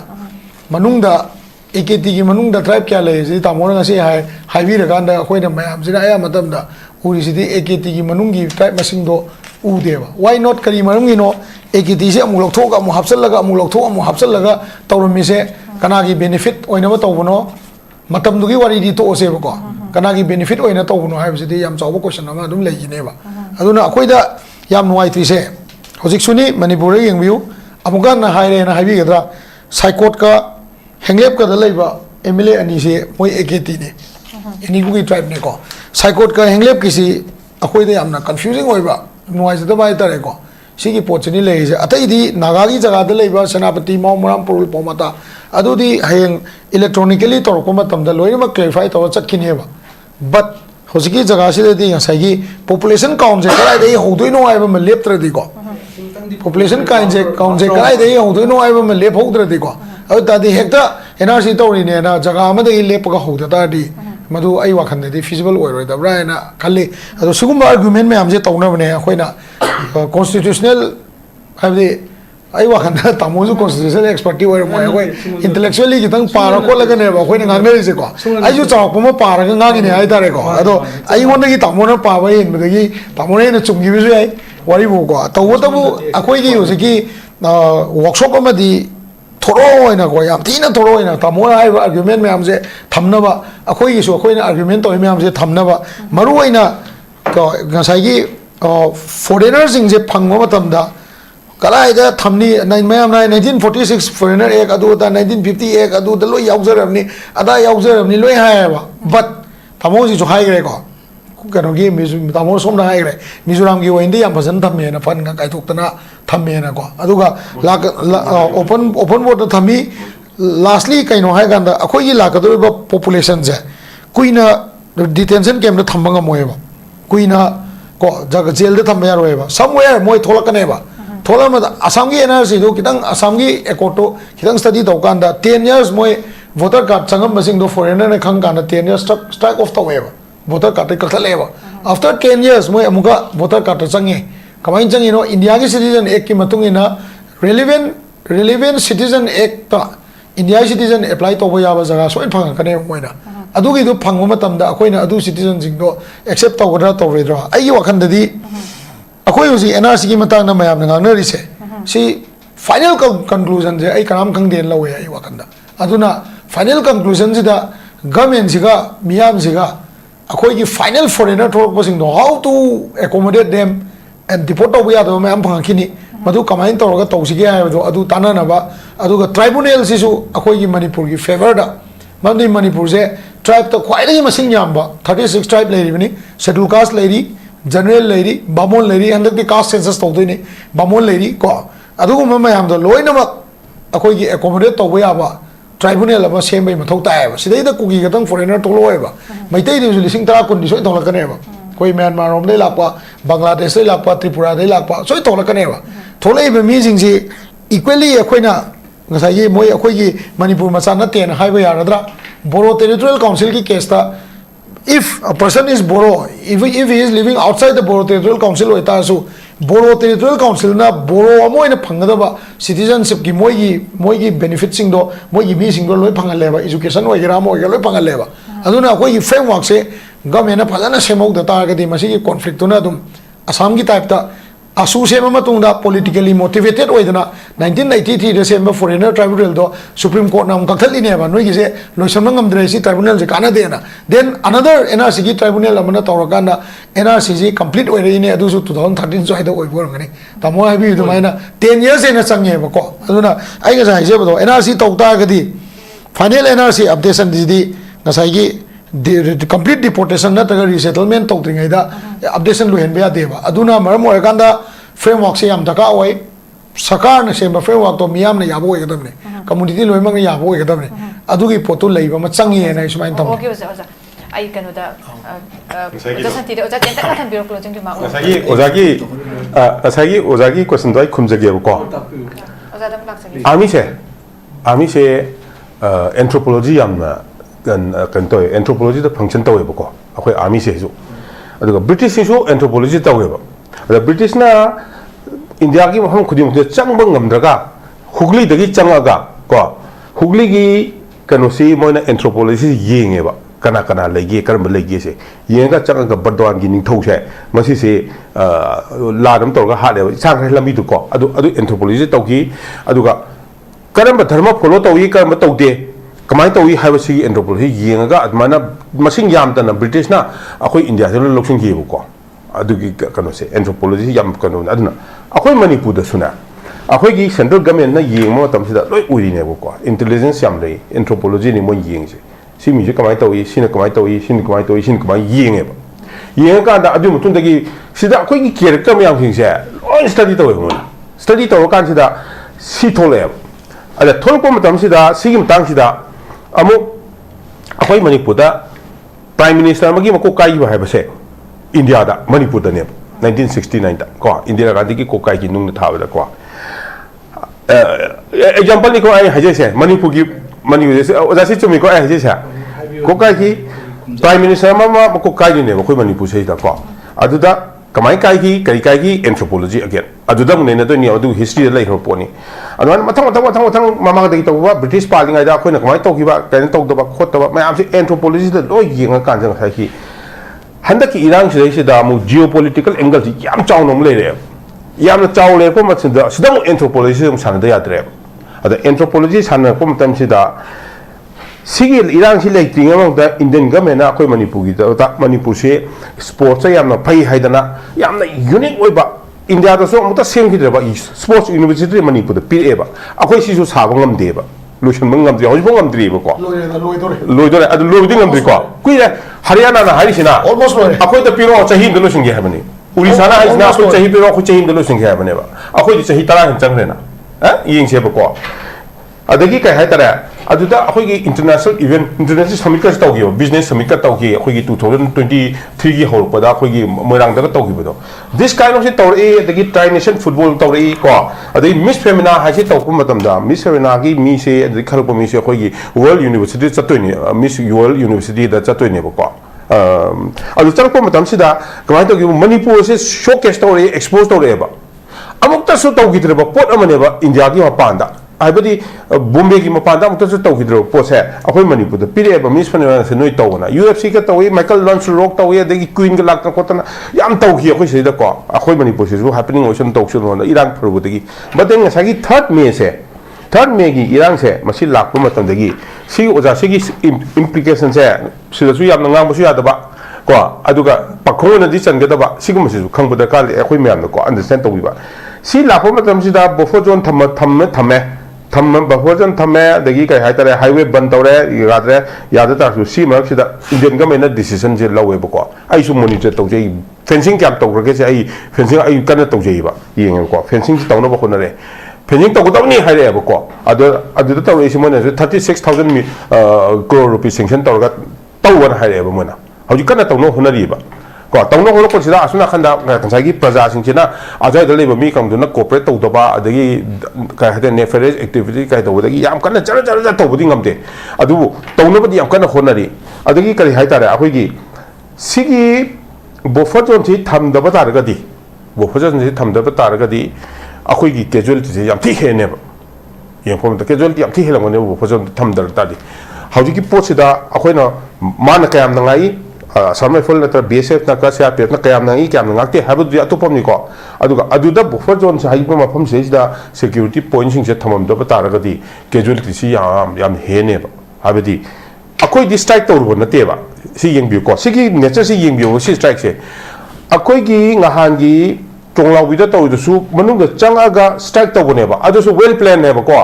ओजा अदु दो निमिट हुमनि सुबा पूर्णिमा की मतुंग निमिट हुमनि सुबा निमितनेबा अदु पूर्णिमा की मतुंग निमिट हुमनि सुदे कमाय तौये मुनसे कोन थोलेबा अदु मुनदु लेकिंगादा आई मफुंदु चला यंगजरुयो को याम लाप नतेबा चुमना लाप मतमदा 1.5 किलोमीटर मुतनी 2 किलोमीटर ने अदु दो इन्फिल्ट्रेट तौबा याबा याम लाइन तौबा कनोनेबा खोंग चलदी मिनी खक लागा अदुगा मोय थोकी मतमददी प्लान तौरमनि मोय इलेक्ट्रिक व्हीकल अमदका थोलंगनेबा सलाउना को अदुदी खंगदमनि कन तौते अदा आइन हाइ सिनिदा सिगी एंगल से सिसे सेंट्रल गवर्नमेंट ने याम फजना अंडरस्टैंड तौवेबा बट फुरुप से अखोइ सिदा लेबा फुरुप सिंसे सिसी करमबनो हाइबसे सिदी मोय याम फजना येंगेबा येगा एंथ्रोपोलॉजी सानबा पोट नमने अदुगो हौजि कैनोमा हाइसेबा सेंसस की जे हाइरसेबा सेंसस की हाइबा मतम सिदा अखोइना सेंसस खंता तौबो तारगदी अदुसु ब्लंडर मोइदोनी एनआरसी तौची हाइबा मतम एनआरसी तौची मी अमु खर थोकदोनी अदु आइ हाइसदी फजना वर्कआउट तरगा सेंसस तौगी एनआरसी तौची पुन्न तौची हाइबदा यारत मिदो सर अदुदी मोइगी मरम लेरबनी को अदु अंडरस्टैंड तौबियु प्लीज अंडरस्टैंड इट अना हाइबियु चिठी थाबियु अदु चलु मयाम सिदा MLA 60 दु तोय चलो आदा अदु वरि सनबियु कदु याद्रिनो हैना चपियो बा अदु यादे हाइसनोबा अदा आइगी कनुददी आइना एज ए कैप्टन दगी होना आइना सेंट्रल गवर्नमेंट दा अदगा तक खोय आर्मी दा स्टेटमेंट ऑफ केस का इरगा तौरप सिंचे ngasi बोता अमता रिजेक्ट तौरुत्रिबा because they were all reasonable selfless हैबनी को number 1 thing selfless and transparency is very important अखोय मणिपुर दा ट्रांसपेरेंट लेबर लेतबरा सिमत नंबर 1 IDP की पैसा पिरे मैम से आई ngasi वो कनाडा कई पी गेम खंगते अदु अकम खंगते को सिमा ओदा आई सिमा हाइजेगे कम खंगते खंगनी IDP अमदा पैसा क्या क्या पिरिनो पैसा के लापदे क्या माय ताखरे खोखरे खंगनी अदु आई कम खंगते अदा ट्रांसपेरेंसी से याम इंपोर्टेंट ओय ट्रांसपेरेंसी अखोई मणिपुर से हौबदे लेरकते अदुना ngसागी 1969 दा इंदिरा गांधी ना मकु कायरब मतुंगदा 1971 दा MLA थगों लाए को आर्टिकल 371 सिसु लाए अदुम तुमदा अद सी मैम सिंह अखोई का हेतारे masi akoi kai ta TV da su loina hai su ya da ba yamna lei ba ko Okay, okay. aduna si ai hajar ro aduga central government if justified they will give it. Okay, Oza, yata ka tampiro I am telling point wise ko. Madi Indira Gandhi nam 1969 da mako kai di ai khoi discussion ga relevant idea na si point ni thamjage ko. Nate adugi discussion to khai na mo to ai go observation ni one sentence ta ani su bada ahoi gi inong pa santa na hai gi mi amade hogdui ni hai to sida amutanga ai sentence sam do loisal bo wahi da citizenship rules 2003 da ne ma kamaini enumeration to goda ge mi amade hogoda ge rules to yog re ba ngasai census ki census ki act ko census 1948 ta yawjaba pot amani ba si mai thamjag ten da thamjang ko si rules dei da census yawdra so ek ani do amma 1948 ki ni amma 1955 ki ni rules so ma to hai bani sei da kamain to da na mi am da gi enumeration na da khoi gi wakhal ji da ma lei gre ba vote ki machine thiba la ko se si ga te enumerator ne khoi lo gre ba ko sima thamjage sentence am da ani su bada ngasai colonel sa na takwi gi haiwi gi ba do akhoi na 1951 dagi geopolitics ye isu dum kharga haitasu neina jai ma matung ille adum geopolitics ko khoi nu kyam khangdinu si line se da sum neina ko mayam si india government india dale khoi sarkar kya pan gre makhan kya hong gre adubu geopolitics na maram moido na handak bjp na pal kan da manipur pe za wahan base sigum ma amte yogi de phom je thamjari tension ja Okay, okay. Thank you so much. Yam nungai jeng asige koi steam panelist ahumar yamna comprehensive oiba koi discussion hai tare duga koi matam se hena leiragadi amuka hena madung thina koi punamak koi viewers sing leibin be praja punam ke hena educate tongna ba khana nabi tanja do koi atopa numit amada mu koi madugi sinjana be tanja do lojage so ngasigi oina di koi hojik illegal immigrant gi issue si yam chawbu issue am oire aduna manipur da NRC update tawba kari gi damak dakar taribano especially at this point of time have says of wahang ni aduga NRC na manipur gi kari problem solve tawgani adu kari damak ta praja mayam is the push tawribon have wahai sini aduga illegal immigrant gi tawba issue si state kisu center kisu clear responsibility lai masida akoi gi borders in fazana secure tawba aduga akoi gi legitimate oiba akoi indigenous residents sing si fazana protect tawbi gi taka need of the hour oina bane duna akoi gi akan ba kholang su la ibani aduna hujam sensitive oiba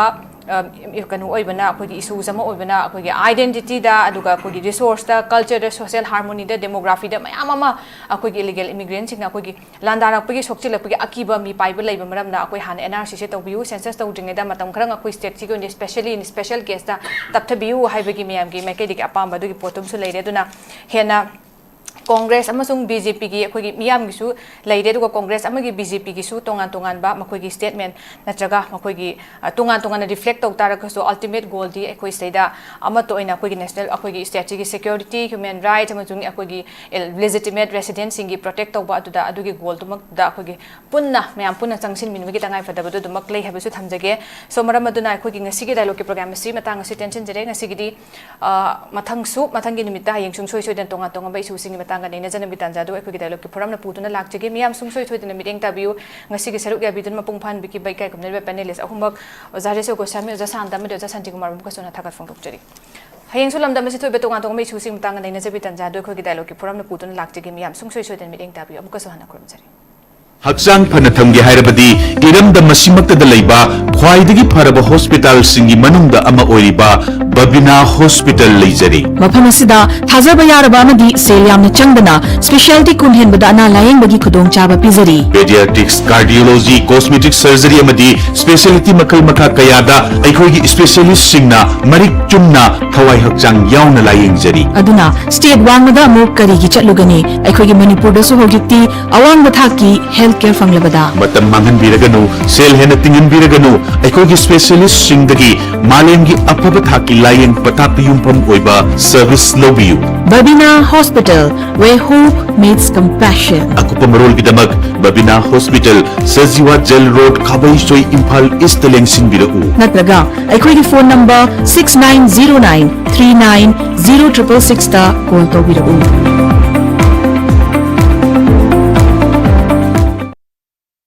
Northeast Window meaning tabiriba mayam punamakpu taramna okchari hauzik mapalamgi thabaki pau pijari ahanbada अथुबगी ओइना दुबईगी warehouse वर्करगी थबक कौरी हाइरिबा थबक असि apply तौबिनिंगबा मियोइसिंगना presentable and good communication skill leibata natana masagi chahi kunmathoi kuntra taret phawbada leiba oibigadabani hairiba thabak asigi pizariba khudong chabasing adudi per day 12 hours duty hours oijagani per week ta 6 days duty oijagani 2 years work visa pizagani loinana accommodation and transportation pizabata natana medical and insurance su pizagani hairiba thabak asigi thagi oiba salary lising kuntaretagi haujagani ani subada United Arab Emirates ke driver gi thabak kauri hairiba thabak asi apply to winning ba miyosingna Indian car license ka loinana Gulf ki license leiba oigadabani amasung basic English communication leigadabani हाइरिबा थबक असगी Indian license पाइबीबा मियोइसिंगी थागी ओइबा salary दी लिसिंग यांखैदगी हौजगनी गल्फ लाइसेंस पाइबा मियोइसिंगी थागी ओइबा सैलरी लिसिंग यांखै मंगादगी हौजगनी अहुम सबदा बेहरन वाटर पार्क की फीमेल रिटेल स्टाफ तरा कौरी हाइरिबा थबक असि अप्लाई तोबिनिंगबा मियोइसिंगना रिटेल एक्सपीरियंस लेबगा लोइनना यामद्रबदा 165 centimeter की चांगदा वांगबा ओइबिगदबनी थबक असि तौबा मियोइसिंगना पीरिबा खुदोंग चाबसिंग अदुदी accommodation transportation अदुगा duty meal सु पिजगनी हाइरिबा थबक असि थागी ओइबा सैलरी लिसिंग मौद्रा तरेतगी हौजगनी पमरोल गिदमक्ता 7005273217 नत्रगा 9366230077 नत्रगा अखोगी office north east window TV building हता न्यू चेकोन रोड लेंसिन बिरऊ नर्स सिंगिदमक अचौबा अपॉर्चुनिटी अमा पुदुना लाक्चरी मदुदी हौजिक मलेशियाना इंडियन नर्स सिंगी ओइबा खुदोंग चाबा पीनबगिदमक मिडियंग चंगलकली वेस नर्सिंग लोइरबा चही अहुमदगी तादना एक्सपीरियंस लेरबा मियोइसिंगना खुदोंग चाबा असि लौबिहो खुदोंग चाबा अदुदी थागी ओइबा salary 1 lakh overtime incentive free accommodation ticketing अमसुंग लॉन्ग टर्म वीजा असिना चिंबा खुदोंग चाबा सिंग असि फंगबिगनी अकपा मरोल गिदमक मखादा पिजरिबा 7005273217 नत्रगा 7005063196 ता कांटेक्ट तबिरो नत्रगा आइखोगी office north east window TV building हता न्यू चेकोन रोड लेंसिन बिरो